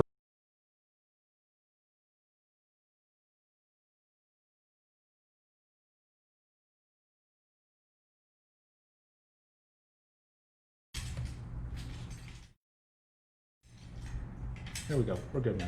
We're good now. We're good now. It was just a tiny hiccup. It wouldn't surprise me if this ends up being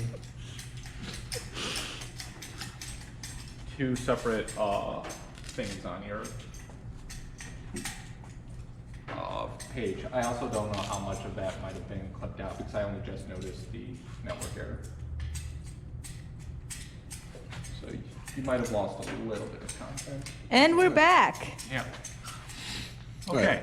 So, turn this so you can see what we're doing too. So, what we've got is we took out the 3 middle bearings for the crankshaft. So it's just supported on the 2 ends, and we're going to turn it, and ideally we want it to be less than 1,000th, which is just 1 tick mark on here. Realistically, it's more like half of a 1,000th is what we're looking for. But we'll give it a quick turn. You can see, oops, classic. The crankshaft is just bumping the edge of this a little bit.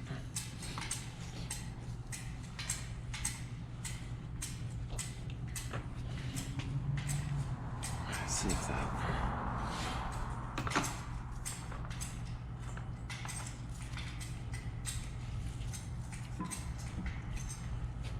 So actually, once it kind of settles in here, yeah, it actually looks like the crankshaft might be just slightly bent.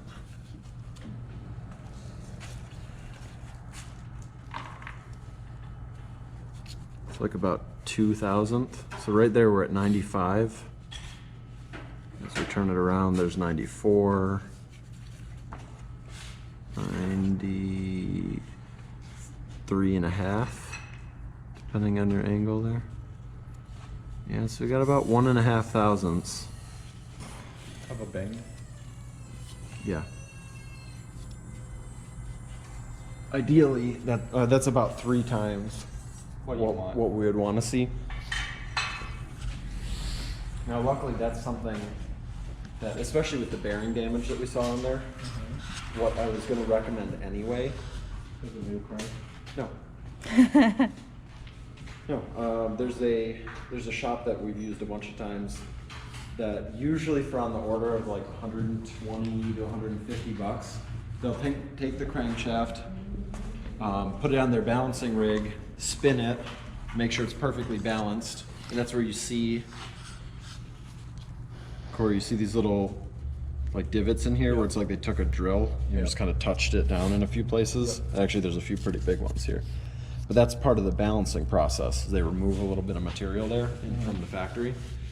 So yeah, there's a shop that we've used a whole bunch of times with great success. And yeah, for, I think it's, like I said, between 120 and 150 bucks. We send this over to them, they'll polish all the journals, you know, any of the little bits of scoring or anything that's on there. They'll polish those up, they'll spin it, balance it to make sure that it's good, especially for going on the track, sustained, like high speed. Make sure it's got a nice balance to it. And they said generally, if it doesn't require much, they'll even throw in straight as well. In that tree.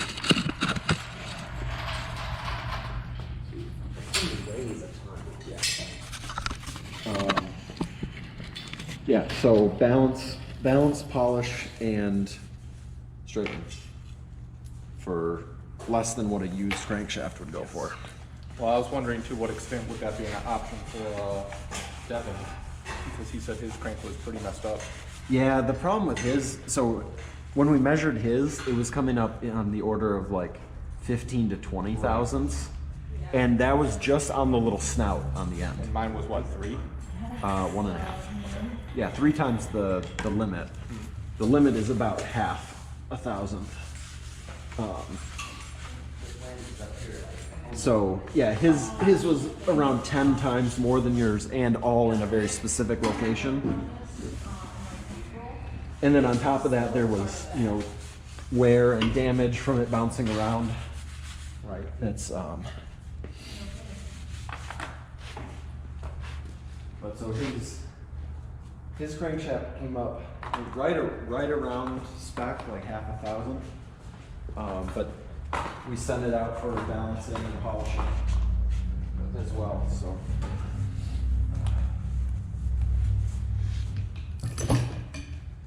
So, what's next? Next is we're gonna measure your bores. I'm actually excited about that, hence why I was asking. I'm weird like that. Did you know that was what was next? Loosely? No is a very strong word.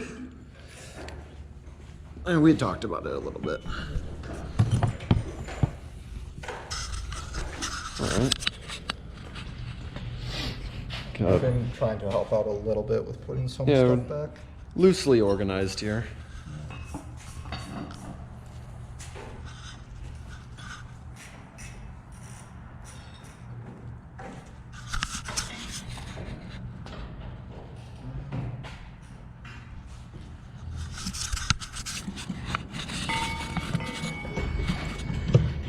So we've got the other bearings here.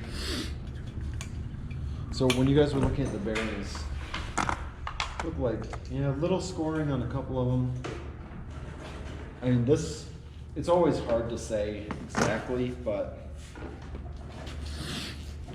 this type of damage is definitely an indication of a lubrication issue, and that issue could either be oil sloshing and, you know, lacking some basically like momentary drops in oil pressure, which I think is unlikely, because the Miata engines, I mean the spec Miata guys don't run baffles and stuff, I'm pretty sure, and they don't have too much problem with it.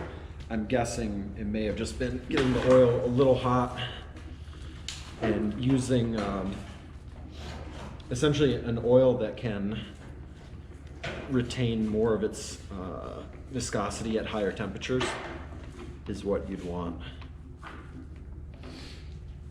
So some of the guys run Redline. We use Kendall stuff, which, I mean, the Kendall, it's not really anything special, but it does have additives for also resisting like foaming. At high speeds you can get the oil starts like foaming up. Right. How long, what am I missing? Oh, I see it. I was like, why on earth can't I get these to the canyon? It's just because they're a little finicky.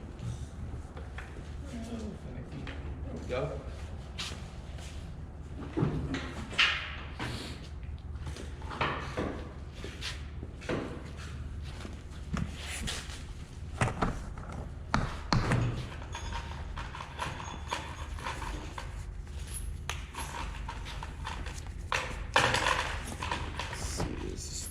size. This is the right size.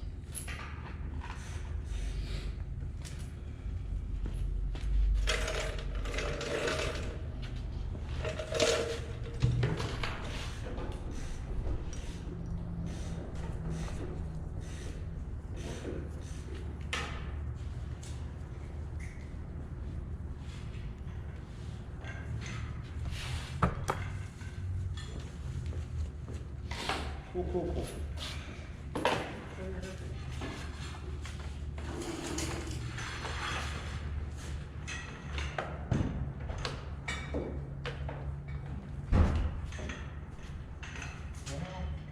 Tom's problems with his exhaust. The problem was about BMW. Your words, not mine.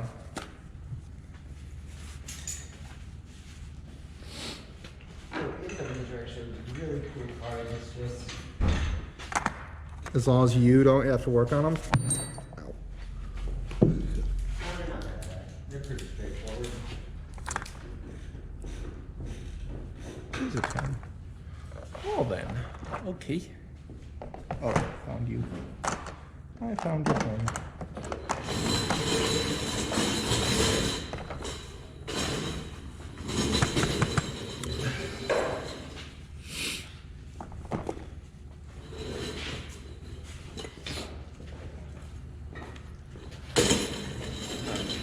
Sure. Are these from the power steering bracket?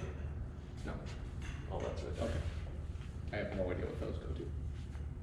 That's probably the oil. That makes sense. Actually, 5, 6 of them, couple long boys, couple short ones. Alright, so actually Okay. this view actually looks really good. Alright, so here, have a seat with me. you have the comfy chair? Hell yeah. Yep, you're gonna be the note taker here. That's a roof choice. All right. So what we're gonna do is we're gonna start, One. yes, from cylinder 1, and I don't really care how you Denote it. but what we're gonna do is we're gonna measure. There's gonna be 4 measurements for each cylinder. So usually what I'll do is like longitudinal and transverse. Okay. So like longitudinal so we'll go this way, transverse, we'll measure it this way, and then we're gonna measure towards the top and also further down. So there'll be two longitudinal and 2 transverse. Like I said, however you wanna denote that is fine. What we'll do is just clean this up a little bit. Sometimes like to use a little bit of like penetrating oil essentially as a cleaning agent.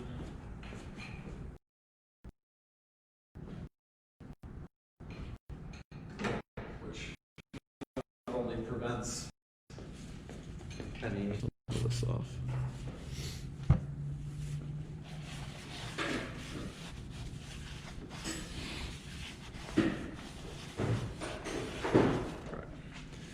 Looks pretty good.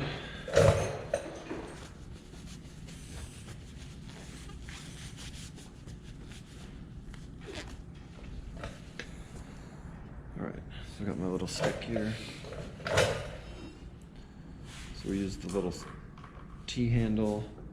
Alright, so do you, let's see. Okay, perfect. So longitudinal top first? It doesn't matter. You just tell me the numbers. Yeah, it doesn't matter the order. So you put this thing in here, just a little bit of an angle. You kind of position it, you like kind of tilt it on its way out. And then this will give us a measurement.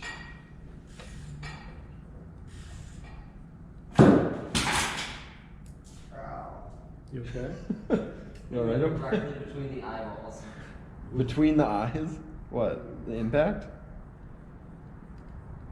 Yeah. Alright. That's what this car is from.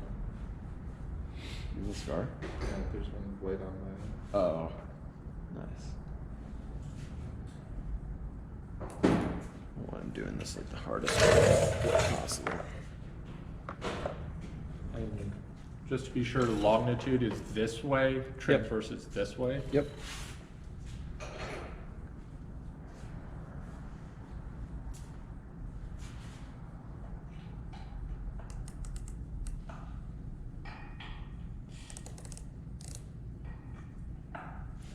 Alright, so what I've got is, if you want to just like scribble off to the side, because I'm going to give you a couple of measurements, and we're going to have to add them together, because sometimes that's how this guy goes. So we've got 3 for sure, 0.25, and then got 15, 17. So then, so we got 3.25. So 3.250, and then we'll be adding on to that 0.0 1 7 7. Okay. So you should have 4 past the decimal, right? Yep. All right, sweet. Okay, 4.2677. Should be 3. No, you're right. Yep. 3.2677. Okay. Now, if we just really quickly, do you have your phone on you or anything? I can't use it right now. Oh, that's fine. Do I have my phone on me? It's too So, busy doing the stream stuff. okay. So 3.2677 3.2677. times 25.4 gives you 82.99958. Can you repeat that, please? 82.99 repeating, or 9 repeating. It's fine. So literally 83. Yeah. Yeah, 82.99958. Okay. Which makes sense. That's what we would want to see. Yeah, usually, so I think the pistons are listed as basically like an 83 being like the stock size. Yep. And most of the ones that I've measured, unless they're like completely blown out in one way or another, end up being under 83. So that's good. That's a good first indication. So then we'll do, so that was longitudinal. We'll do transverse. Do kind of the same thing. Put it in there in the position. Turn it up.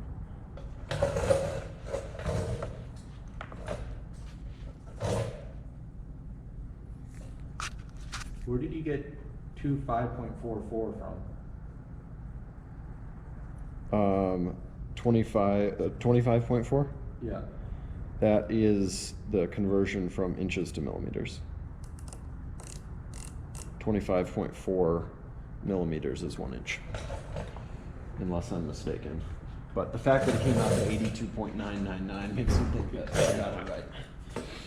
Okay. All right, so it's still gonna be, so we're gonna be basically, looks like the same. So 3.267, and then the last digit is, we're gonna call it an 8. Okay. Plus. Oh no, that's the whole thing. So the plus is just the thing where it's awkward because it's like 0.250, and then the round part of the measurement is the 17. But now that we've done that math, yeah, so that should be the whole thing. So 3.2678. 15, 16, 17, and 8. Yep. Okay. So that'll be the transverse for the top. But you still have to multiply it by 25.44. Oh, sorry, that was just like a reality check. I want to leave it in inches. Okay. Yeah. Just because it's like the machine shop and different things, thousandths of an inch, despite how much we've gotten towards the metric system for so much of this, the machine shop still, everything likes to be in thousandths of an inch.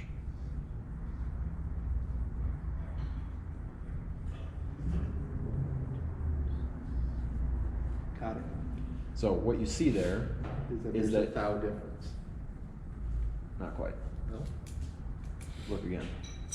Tenth of a thou. Yeah. So that's a good indication.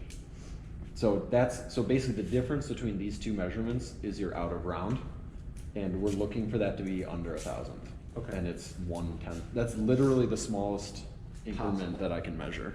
Okay. So that's good. And then now we're just going to repeat those two measurements, Yep.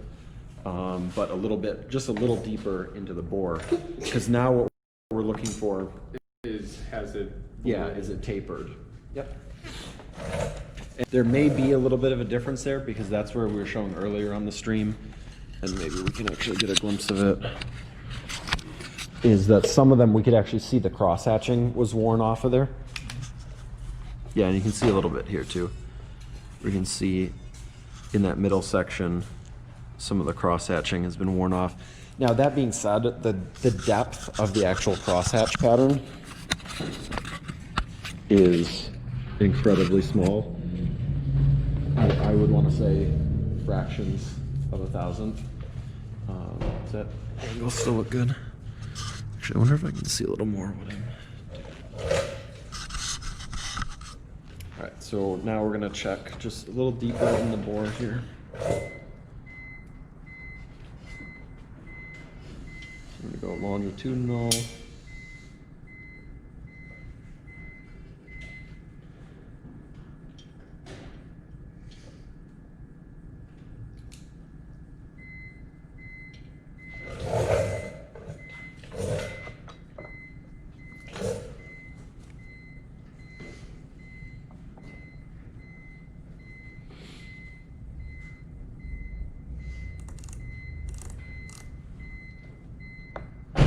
All right, so what I've got here is 3.266.9.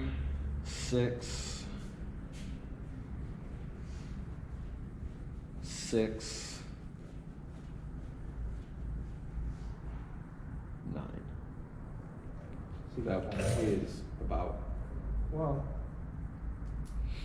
about an 8/10 off. It's almost a full thou off. Yeah. Okay. And so, yeah, so now you can see, so a little deeper in the bore, so that's where the actual skirt touches. And so there's a little bit more there. And now what I'm gonna guess before we measure it here, so that one I actually did, oh, that was longitudinal, right?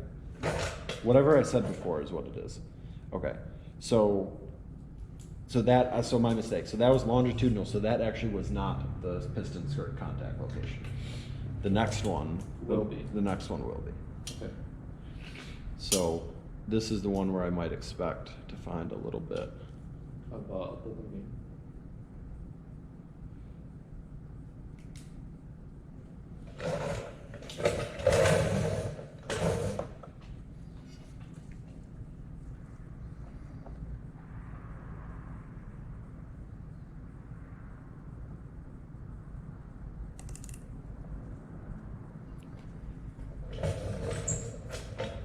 Or you know what, I'm sorry. I said all that stuff backwards. So in this case, the previous measurements, the deeper part actually had, or being smaller means there was less wear there.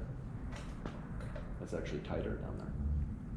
Which makes sense, because so all the way around, the piston rings are gonna be rubbing right on there. So that makes sense. Okay, so now what we've got in the piston skirt direction is we do have a little bit of wear. Looks like we got 3.2, 8, 3. 3.283. 3.2.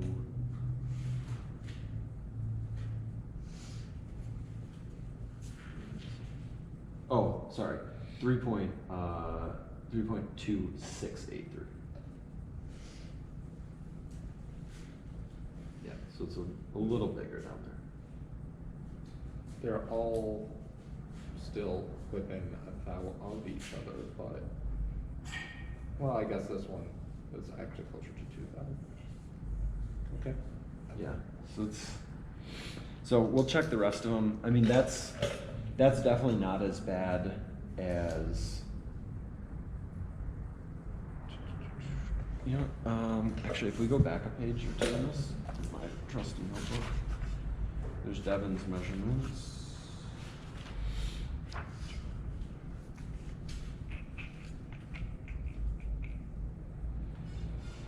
Yeah. So the Turbo Civic,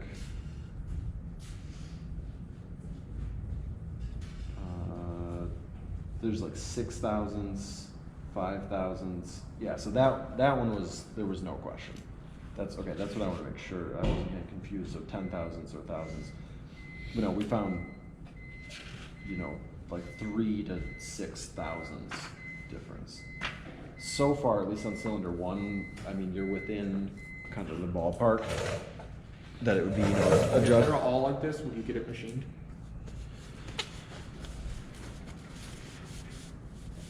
Let's see how the rest of them are. I'm But just it saying, would be, for me to. if they were all like that, I mean, that's like coin flip kind of. Okay. You know, I mean, you could get away with it probably. I'm not asking for the purpose of what's best for my wallet. I'm asking for the purpose of education.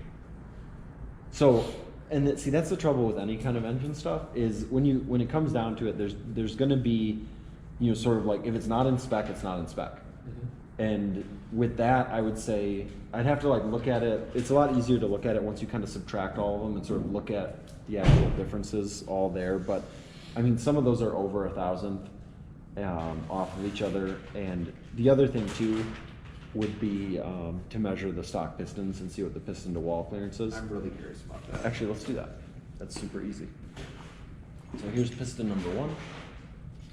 I'm just gonna set it on top here.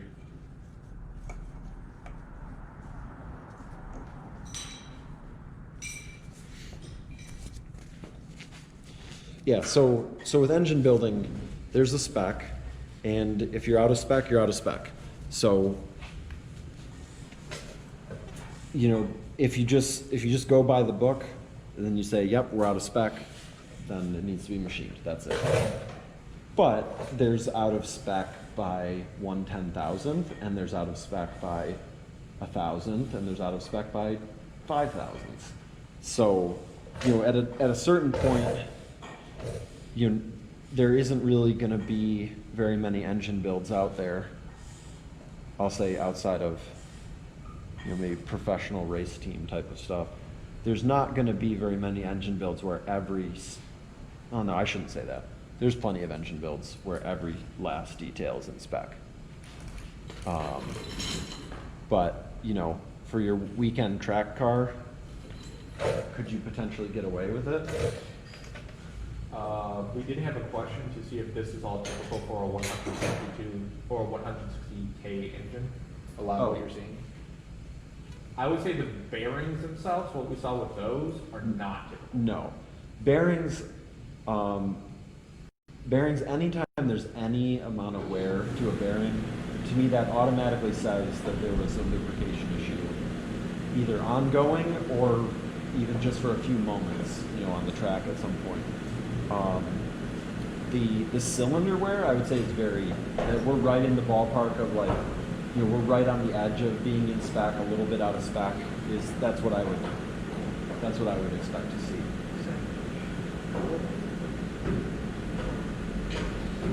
All right, so what I've got here is the piston skirt measurement, which is measured from the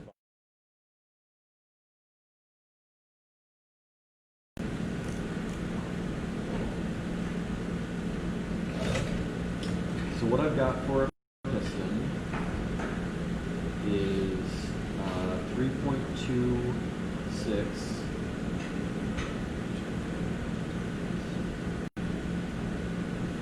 6.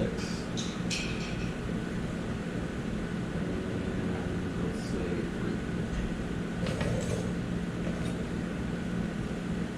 And the piston skirt measurement would be most related to the bottom measurements. Yes. So 3.26 3.2663 versus 3.2669. Wow. That's not a lot of meters at all. So it'll be most related to the transverse. Okay. So it's 68 or 2683 versus 2663. So it's 2,000. So that's, I would say, I would call that within spec. Again, I'm not asking, so like, oh my god, I gotta save money. I literally don't know, that's why. Yeah. So piston to wall clearance is very dependent on what you're doing with the engine, what type of material the pistons are, that kind of stuff. And so I sort of hesitate to say numbers because I sort of know what I don't know, and like I said, depending on the amount of power that you're going to push, because everything's kind of expanding and contracting in there with different temperature, and depending on the types of alloys and if it's forged or not. But generally, you're in the range of like 2,000 to 4,000 is where you want to be. What's up? Just looking for a little. A little hammer? No, we do not have. I'm going to measure this just one more time, because sometimes the piston skirt, it's easy to get a bad measurement off of it. But that seems like the same number. I got 3.265. 9.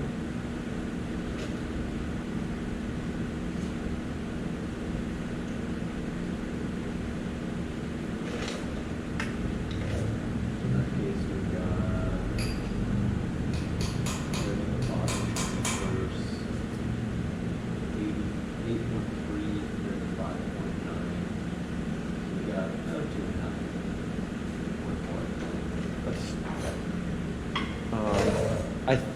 I think. I imagine 3 is where you, 3,000 is where you get a little. So 3000s is where we set some of the stuff with like forged pistons. But I think the Mazda spec from factory probably would have been closer to like 1,000. So, which kind of makes sense if we're short about 1,000. We've lost about 1,000 or so of the cylinder. So it kind of all adds up.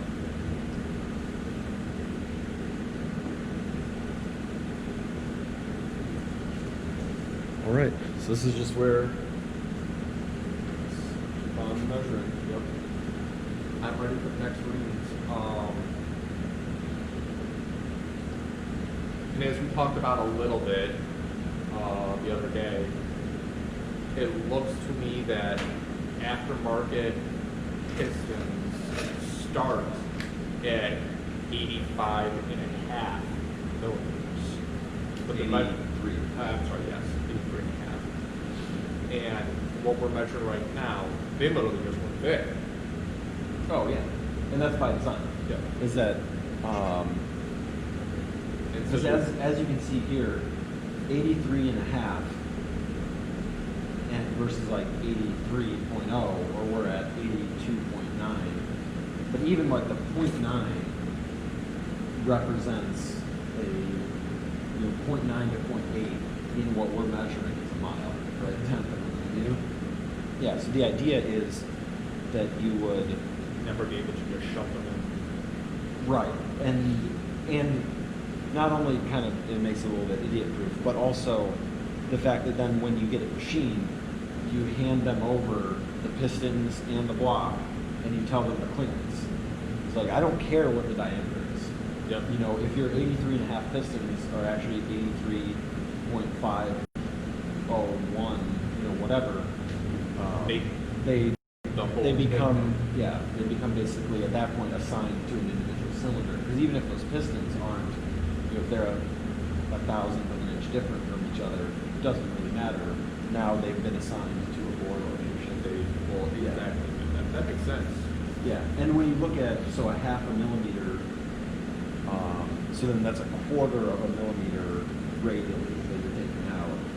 And off the top of my head, I can't do the conversion, but that's only like really a handful of thousandths of an inch that you're taking off. And And so the idea is that that would be enough to take up any of these sort of irregularities that you had. But you're not trying to remove material. That's where I think some people get a little confused, is they're like, oh, well, yeah, now it's bigger, so I have more displacement. Yes, I was about to Which, ask that. which it actually, it does give you more displacement.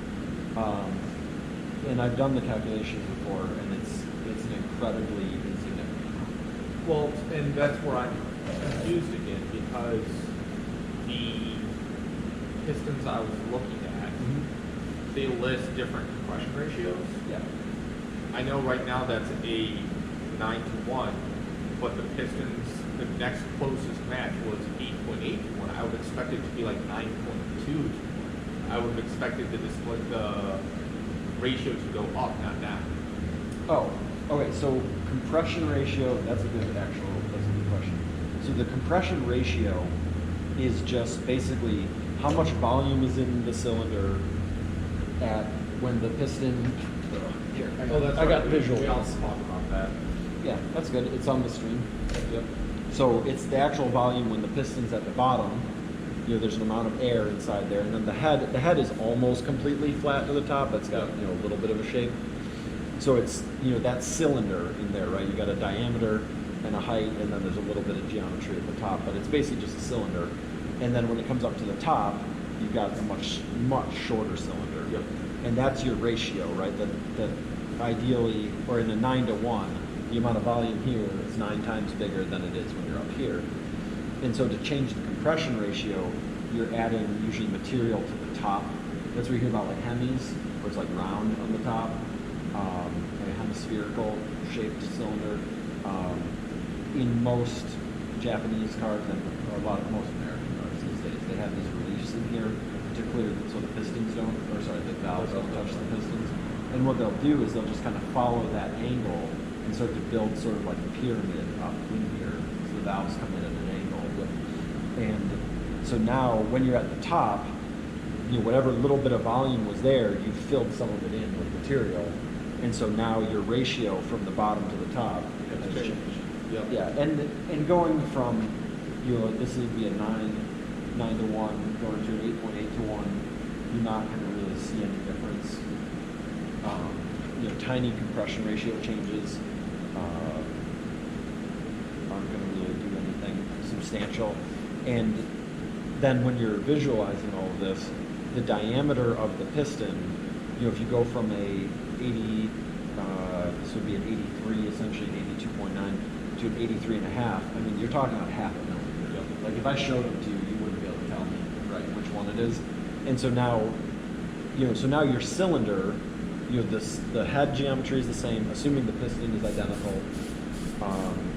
It's still going to be... Your volume has gone up, but by such an incredibly tiny amount. But that will change your displacement. Not by compression ratio. Right. Yeah, it would have... It's still... Let's assume that they're otherwise identical, right? You haven't added that additional triangle. It would still be 1/9 stacked up, right? Yeah, and you could go a little deeper because when you're at the top, the geometry, but it would be completely insignificant to the compression ratio and mostly insignificant. Like I said, we did the calculation one time, and so this is a 1.8 liter engine, right? Which means 1800 cc's. And I did the calculation for another engine that we were messing with where we may have gone from like an 81 to an 82, I think, so like a full millimeter bigger. And we were concerned because there's an SCCA car and the displacement, the competition is done based on displacement to weight versus power to weight. And we were looking at that and it was like, it changed, I want to say 50s. So instead of, that was a V16, so a 1600 cc, it went to like a 1650 or something. Yeah. And so it honestly surprised even me. It's like, that's really what you're talking about. So that's the displacement. Because I know some big muscle car guys talk about like boring the shit out of those cylinders and then sticking in huge pistons. Yeah, and so to be honest, I'm not very familiar with like the actual dimensions in that case, but at a certain point, if you went, like 10 millimeters bigger, you would have a noticeable increase in displacement. But sure. not necessarily compression rate. Correct. Exactly right. The other thing that you hear people talk about is like a stroker kit, Yep. which is also a muscle car thing. Yep. And actually, they make one for BPs. And I'm trying to talk them into doing it, but it's like $5K just for the crank and pistons. You and I looking at it, it's from Yeah, I think Japan. you showed it to me, and I told them that we should do it, but it's like $5,000. So what the difference there is the crankshaft. You know how the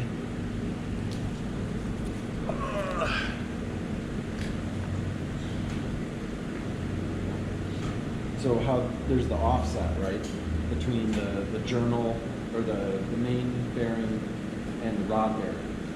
And so the distance, right, between these two, like how far off center this is, controls how far that piston moves. So a stroked kit would be basically a different crank that has that journal move just a little further out.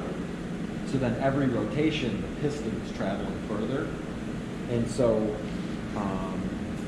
that will have impacts on both your compression ratio, and your displacement. So now you've made the cylinder longer.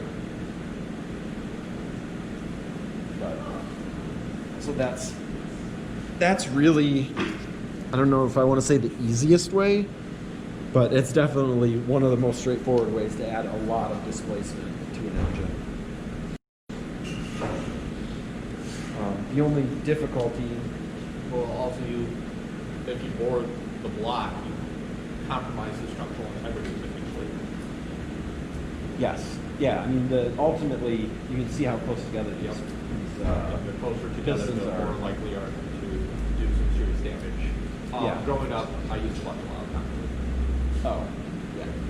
So that is the risk that, ultimately you're taking away material.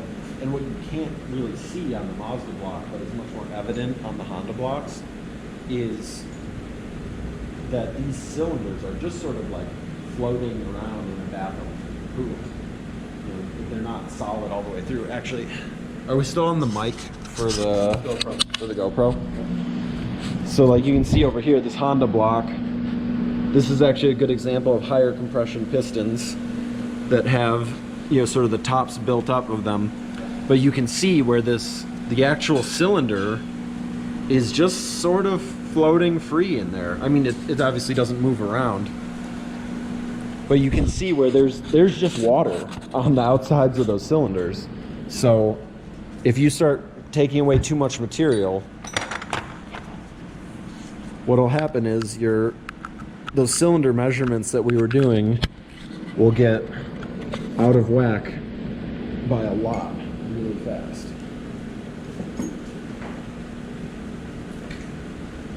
All right, so keep doing some measurements. Yep.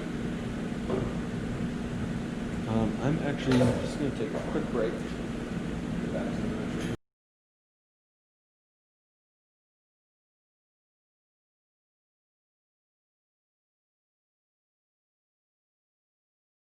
Whatever he needs to do. Oh, sick. Okay. So no one can hear us right now. Oh, well, I think we're ready. Again. All right, cool. So we're back. So, The GoPro is doing a little bit of a weird stutter thing right now. oh, okay. So while the GoPro thinks about it, see how, I don't know if you could notice it. Yeah, I did. Yeah. Well, it does that and thinks about its life. We'll use the better audio that is more consistent.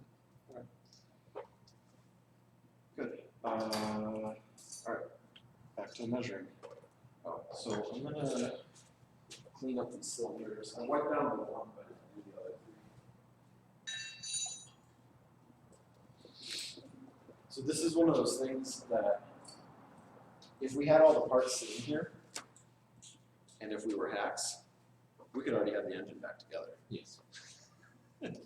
That's one of the sort of funny things about engine stuff. It's like, again, like I was talking about all the specs. It's like, well, there's in spec and there's out of spec, and there's a judgment, potentially in between. You could look at it and like, well, there's no, I don't see any gouges in the cylinders, and whatever. Just slap it back together. Let's do that. That was me.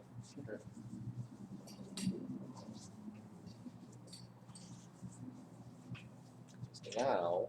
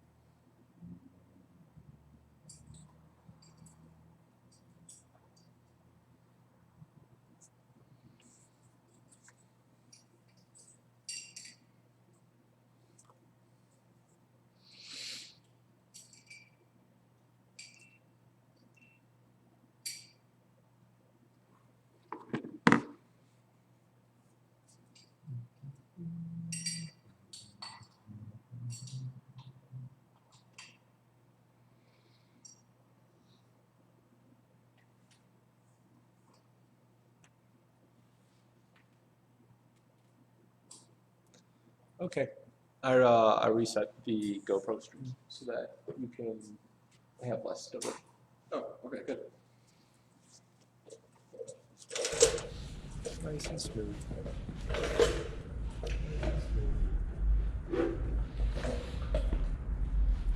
All right, so we're gonna continue on. So 2. Yep, to cylinder 2. One of the things that will be very helpful here is I'm gonna tell you which direction I'm measuring, and then during the measurement, I'll probably forget which direction it is. So as long as you know. But so this will be the top longitudinal for cylinder 2. And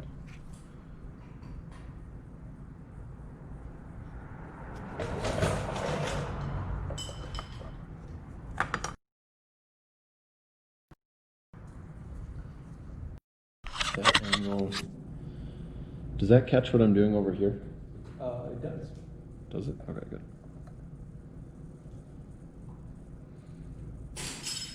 It's hard to tell exactly what that is, but you are fiddling with something. Okay.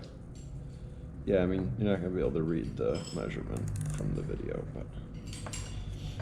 All right, so what I've got here is 3.267.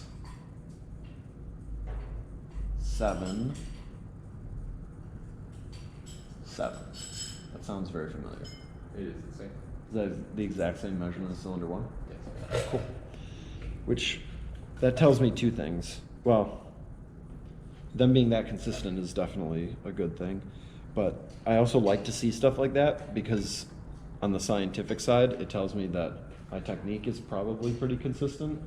That, and it also should tell you that the engine is wearing consistently. Yeah.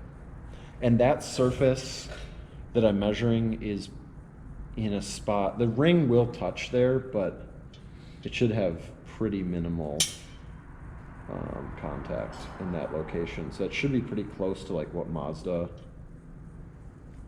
bored these out to. Because we didn't really talk about it, but you know, when Mazda built this engine originally, it should have been, you know, the same in both measurements, really all 4 measurements that we're doing. Also, I just noticed this door is open.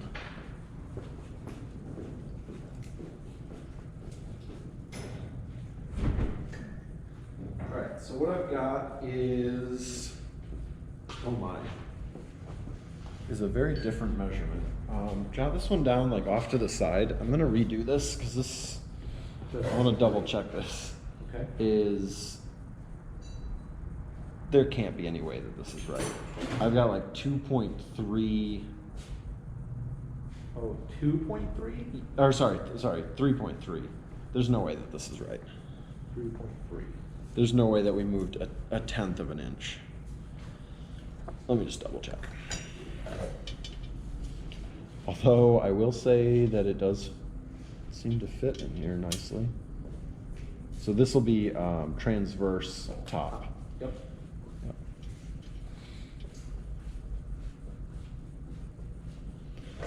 Oh, Colin, we got tagged in a post by Ben.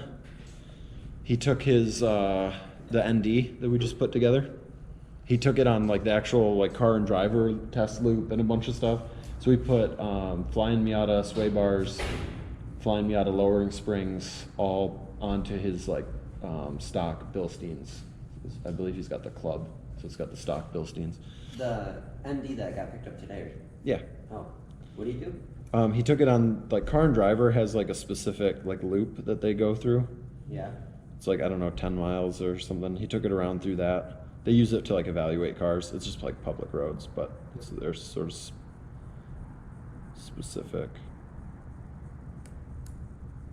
Yeah, you liked it? What the heck? Sorry, I'm like screwing up something on the measurement here. So we I got happen this. to not use an impact, so I don't need anything muted anymore. Thank you, Doc. Oh, good, we're not. Yeah, I kind of figured that as well. Yep. Alright, so we're getting some Butterfingers going here. That was one of the mods I had to do to get they call it a Hackintosh, but hacking Mac OS onto a non-Mac computer.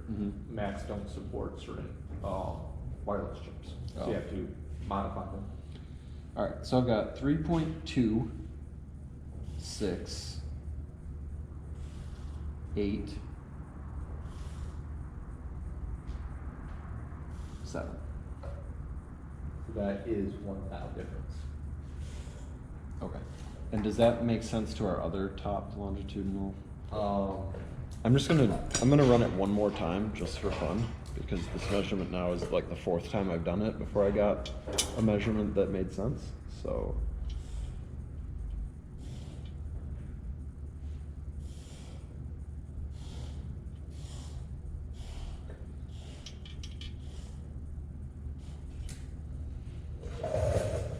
Makes a semblance of sense, but the difference on cylinder 1 was 1/10 of a thou. 1/10 thou?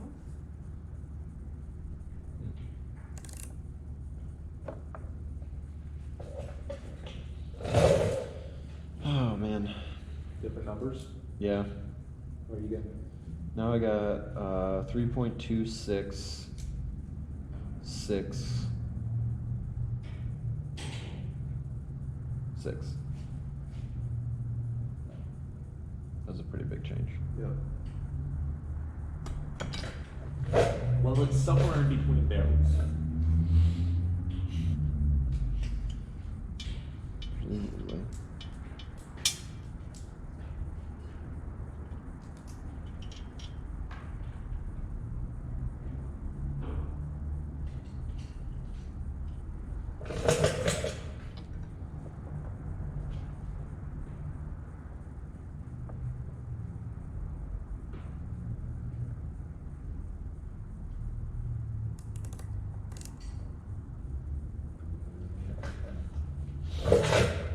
Alright, so I got 3.265.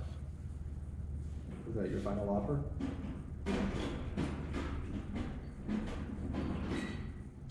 Does it match any of the other numbers? It's very close to 3.2687.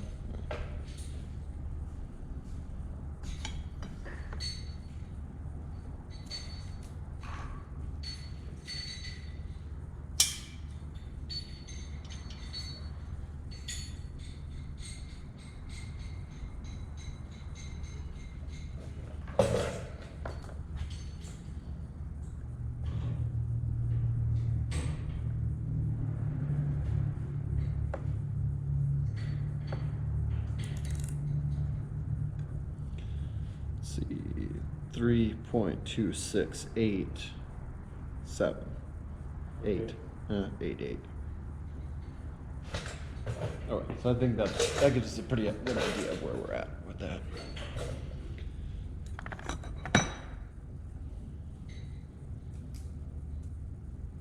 What number is the final number you'd like me to jot down?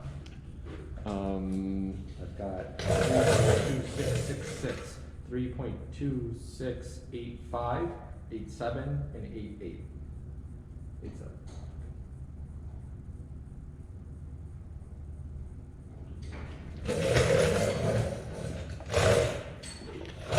so this will be transverse lower on 2.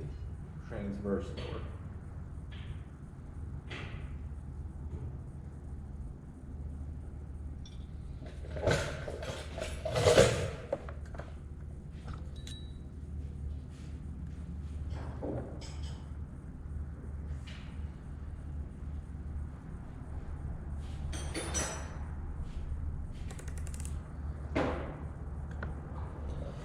All right, I've got 3.268. Five. Okay. It's very close to what was on the other one. The other one was 3.268.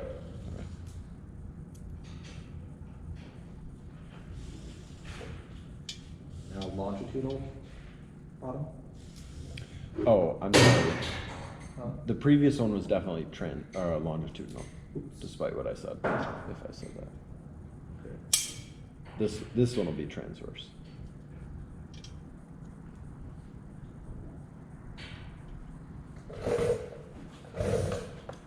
I was a little confused, but I kind of didn't figure it was worth second guessing me. Oh, it's always worth second guessing me.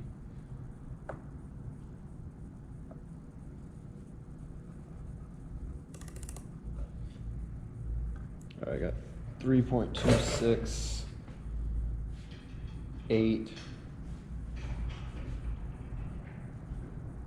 8. Half a thou off of the other one. Off of the cylinder 1, and it's 0.3 of a thou off of the other measurement on this one. Create those two numbers and then these two. Okay. Then we got piston number 2.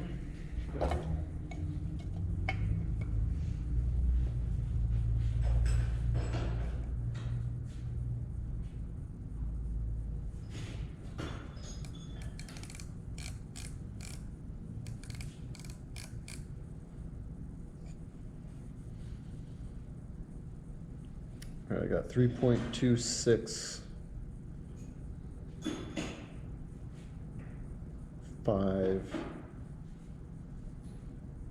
9. 3.265.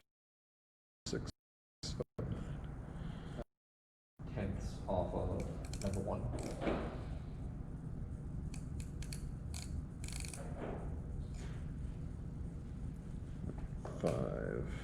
Actually, no, I lied. 5.9. Yeah, I got the exact same number again. Because on your second attempt on the first cylinder, you got 3.2659. Right. So the cylinders so far, The pistons. yeah, that's what I mean exactly the same. I'm just gonna do the other pistons. Yep. While I'm doing pistons.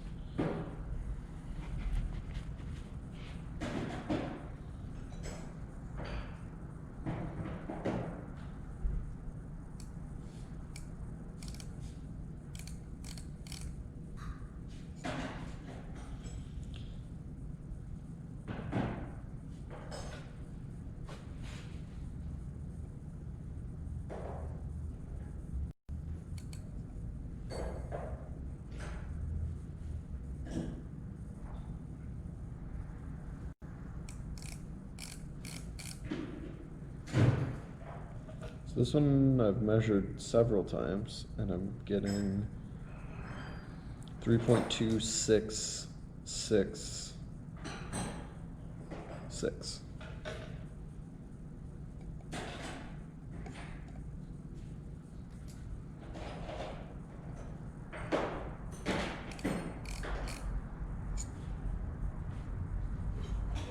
Yeah.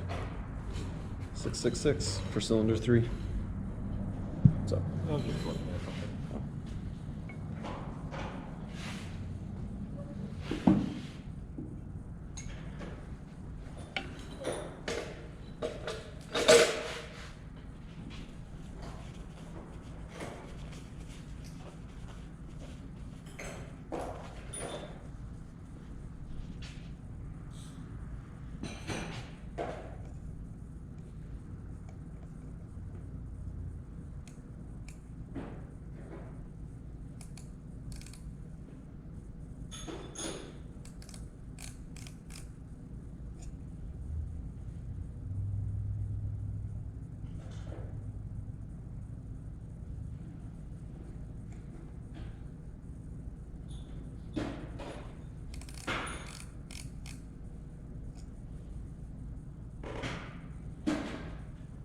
3.2667.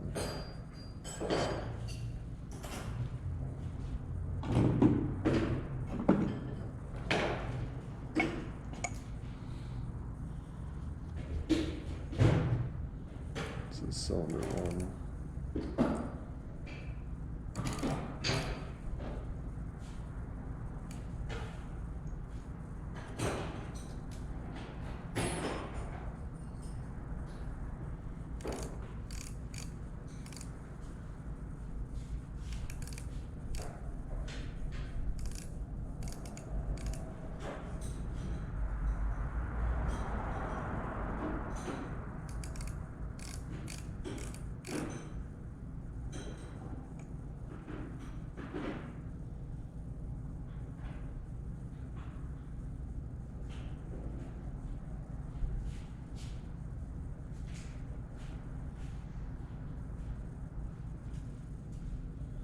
Yeah, all right. What did you get that time? 3.2660. That's for cylinder 1. I think it was, that's 591, yeah. Right. That's the scary thing about some of the science stuff is like, if I just told you it was 3.2660, you're like, sweet, that must be what it is. You measure it 8 times, it's like, Like I said, I'm a very big believer in the up and coming power of laser scanning. Now, of course, your laser now can go out of spec, or but yeah. And I mean, what we're getting down to is like, tenths of a thousandth of an inch. yep. That gets pretty fine resolution for like optical stuff. Yep.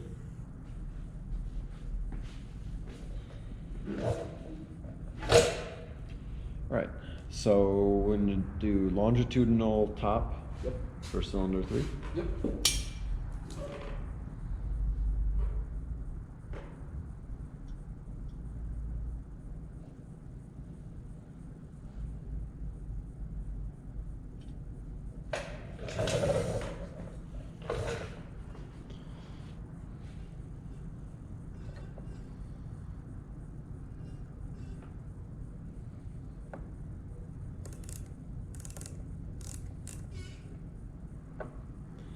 I've got,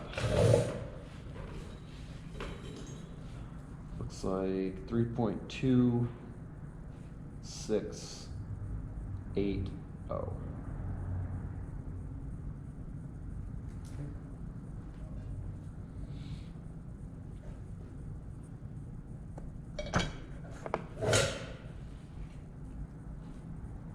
Do transverse top.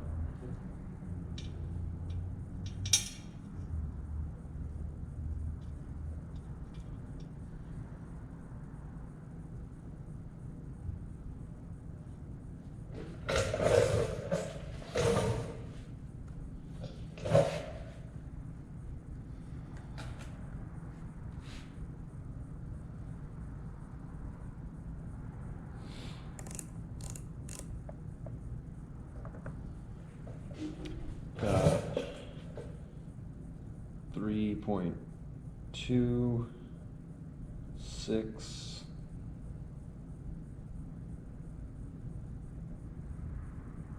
Looks like 90. That's big. I guess not, never mind. No, I'll stand by that, that's very strange. I think that's the biggest one we've had yet. Yep. Just gonna double check it.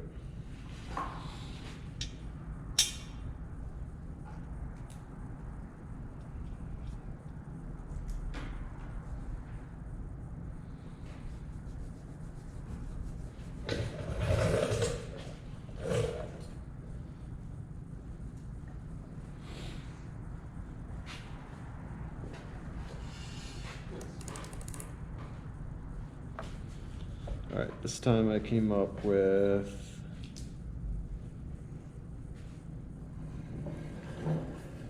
3.2689. Very close.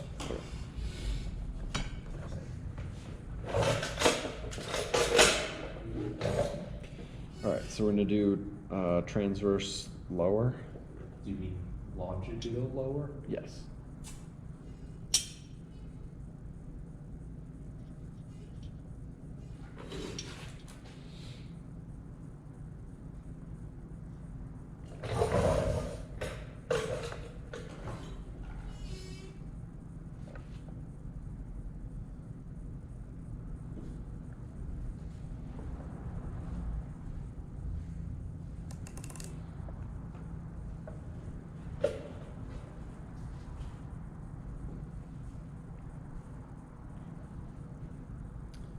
See, 3.26. 8. Oh. That's interesting. I think I'm just gonna do all of them twice. Just for fun. Because they're not coming up quite as consistent. Is other times you've done this? Yeah, some of the times you just keep getting the same number on every cylinder and you're like, yeah, that's, you know, I trust that. But when they're all a little different, it's harder to spot if you jacked up a measurement.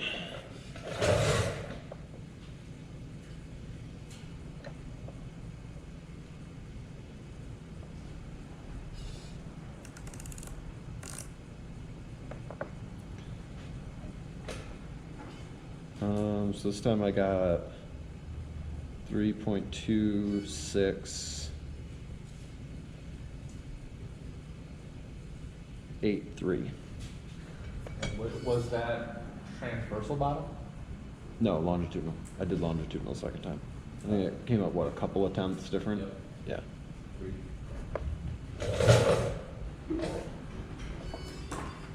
All right, so we'll do transverse bottom on 3.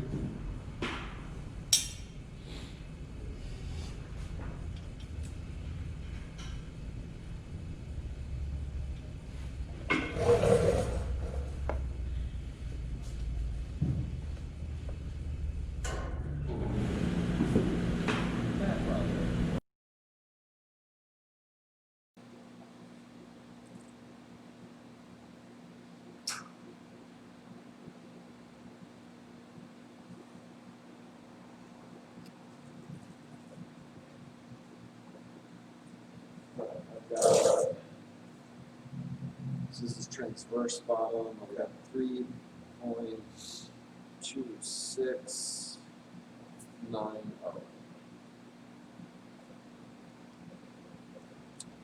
So just so you know, on that cylinder, you got the exact same measurements, transverse top and transverse bottom, and then longitudinal top and longitudinal bottom.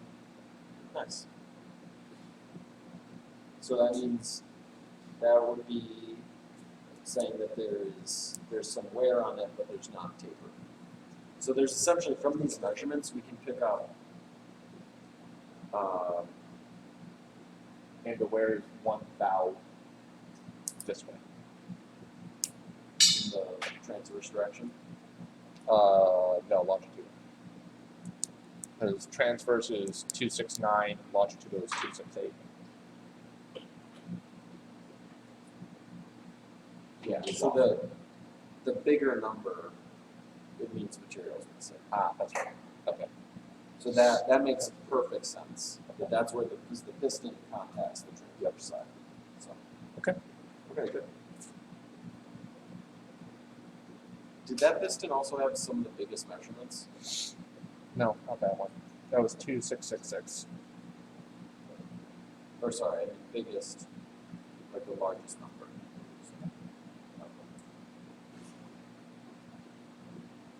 So what I'm going to do with all this, once we're done, is put it all just in a quick little Excel sheet, so that I can quickly just sort of Have calculate. the computer do the math. Yeah, and it's just easier to like visualize. So you can say, okay, on this cylinder, like so basically the two things you're looking for are taper, which would be, the formula is basically the average diameter top and the average diameter bottom. Yep. And then The other one is an out of round for the top and an out of round for the bottom, which is basically just the difference between the two numbers for the top and the difference between the two numbers for the bottom. Okay, so I got longitudinal top on 4. Yep.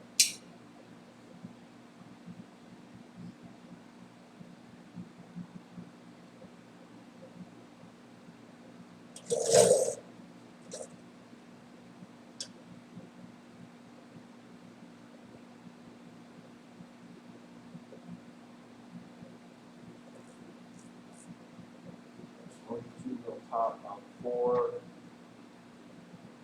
3.2681.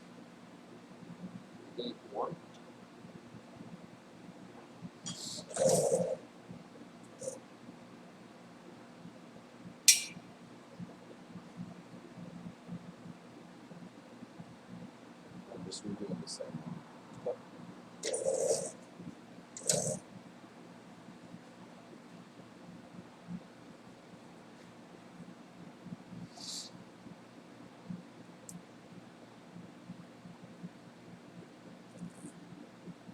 There it is. 3.26. Transverse on the top.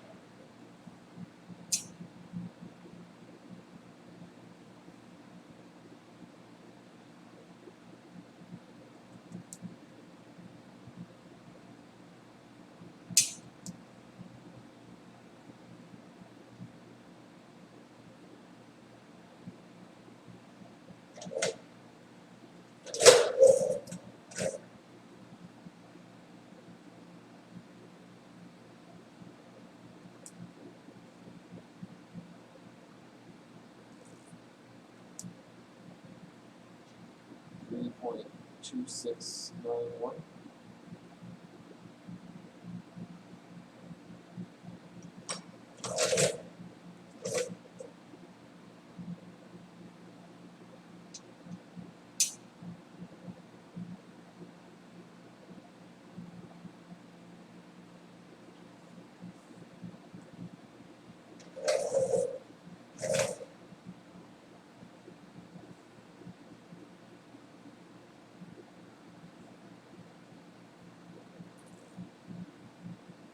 Started by 126.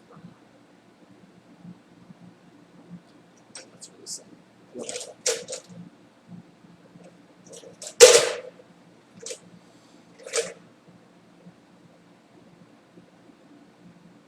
So we got longitudinal lower.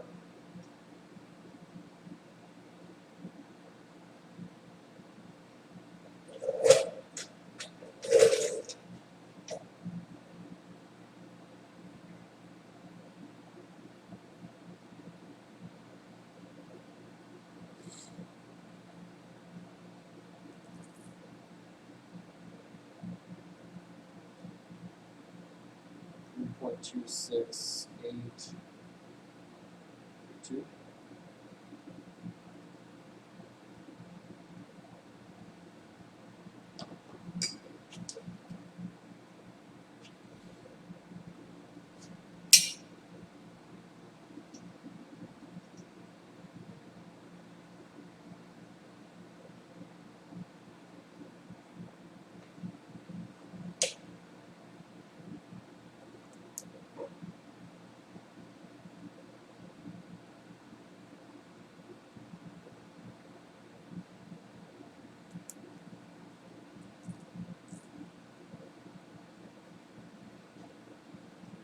.2684. Yeah. So I just put down the average of those two. I did the right part down. Yeah, that's right.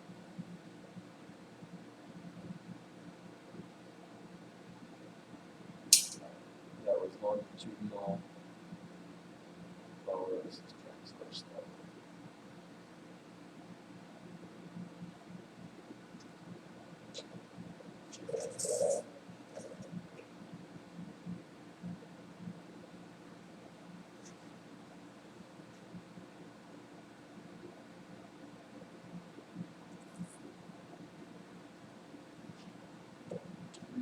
3.26. 2.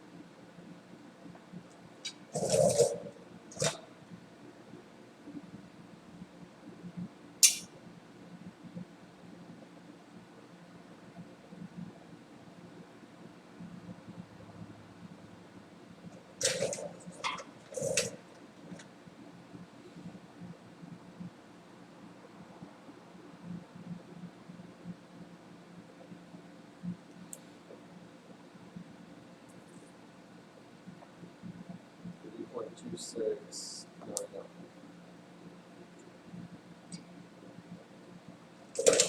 I'm gonna grab a couple of random measurements from the first one.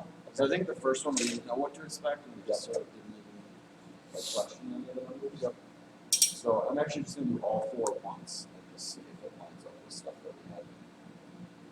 So that top longitudinal.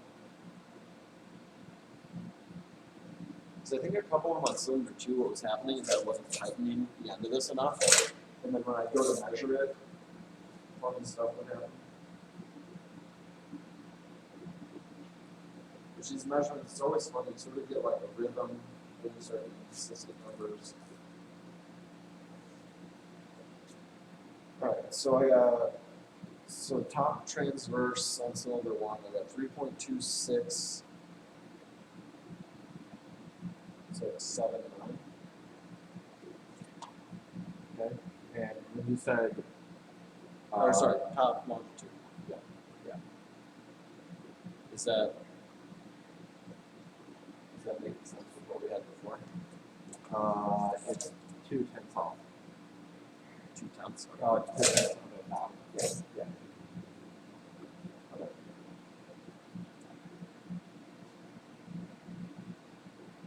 Transverse top.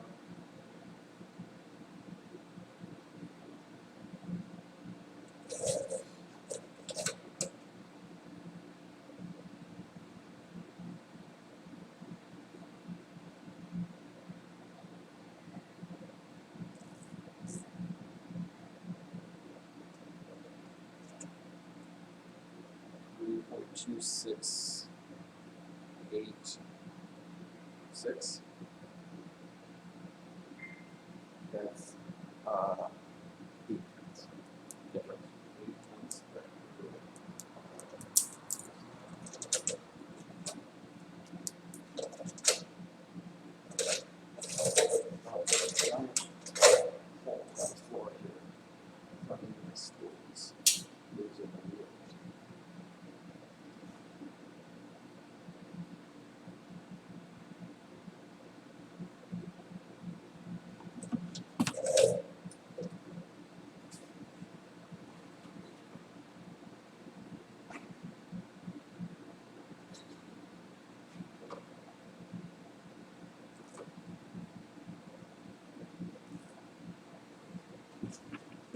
.268 6. All right.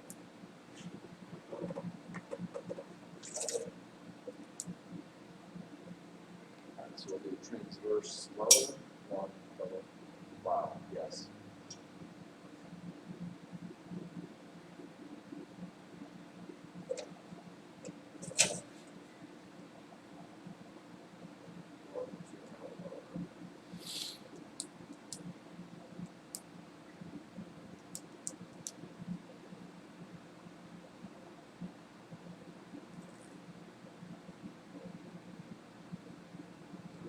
.2679.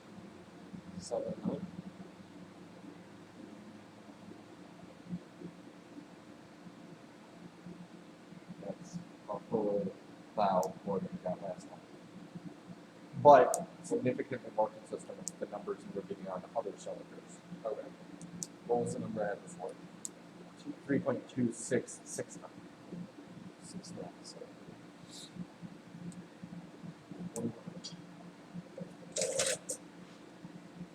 This is again longitudinal. But on other cylinders, you were getting 3.2680 and 3.2682.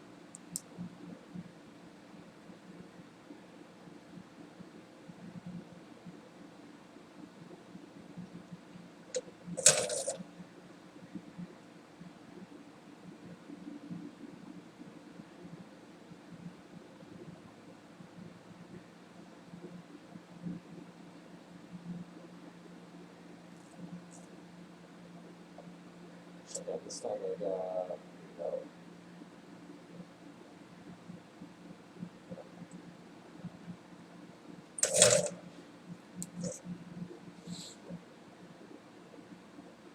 right now we'll be trying to do our studio concept.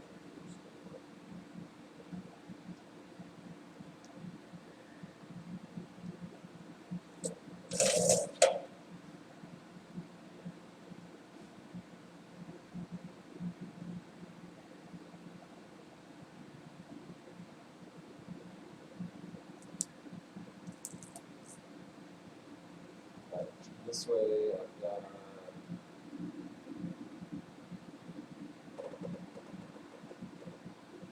8.5. That's very close to what you got before.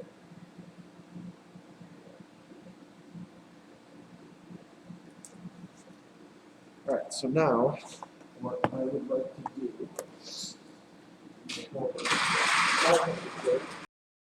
And I kind of just wanted to go through and take a look at what mess we've created. do a refresher. So we've got our valve cover, we got our two big pulleys. Oops. We're probably recording. Yep, we've got our crank gears.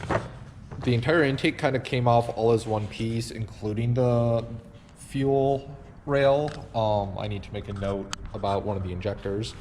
Oil pump, the water pump's actually over in our parts tray. Woodruff key, crank gear, and crank, what would you call that, bolt, I guess? Yeah. Oil sandwich plate, which we might end up replacing with something aftermarket with additional fittings. Oil sensor, arbitrary bracket.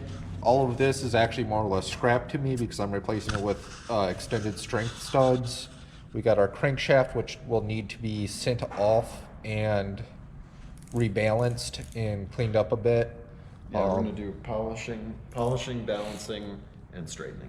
We got our block, which will finish checking out the guts of all of these cylinders, and then we still have to clean up and scrape off all of the residue, maybe give it a nice little spray and make it look shiny. And then over here we have our pistons with the rods still attached. Those rods will be coming off and swapped in for some forged rods. And we've got all of the bearings, some of which are in very rough shape. But all that's getting replaced anyway, so that's not that scary. And then we got the head itself, and something I did want to draw some attention to is we've got both the rear of the head and the front of the head, and both of those will be disconnected to some extent and changed up to some extent because I'm doing the Super Miata QMix coolant reroute. So instead of having a hose that goes here, there will be an additional hose that comes all the way back to where this one initially would have dumped out to the front of the radiator. And that helps you run cooler in cylinder 4, correct? Yeah. And so that's pretty much that. Everything else is in our nice little parts tray. And I don't know, I'm pretty happy with how this went. There weren't a ton of super scary surprises that I wasn't braced for. The bearing thing is really the only thing we weren't really expecting. And once we looked at the oil that came out of the oil filter, Yep. I had a feeling we might see a little bit here. And Yep. that's actually why it's a really good idea to cut open your oil filters. Yep. Because there was nothing about the way the engine that was running that would have told us that these bearings were starting to disintegrate. Yep. So all in all, pretty happy with it. And from here, clean up, possible additional machining as needed, and then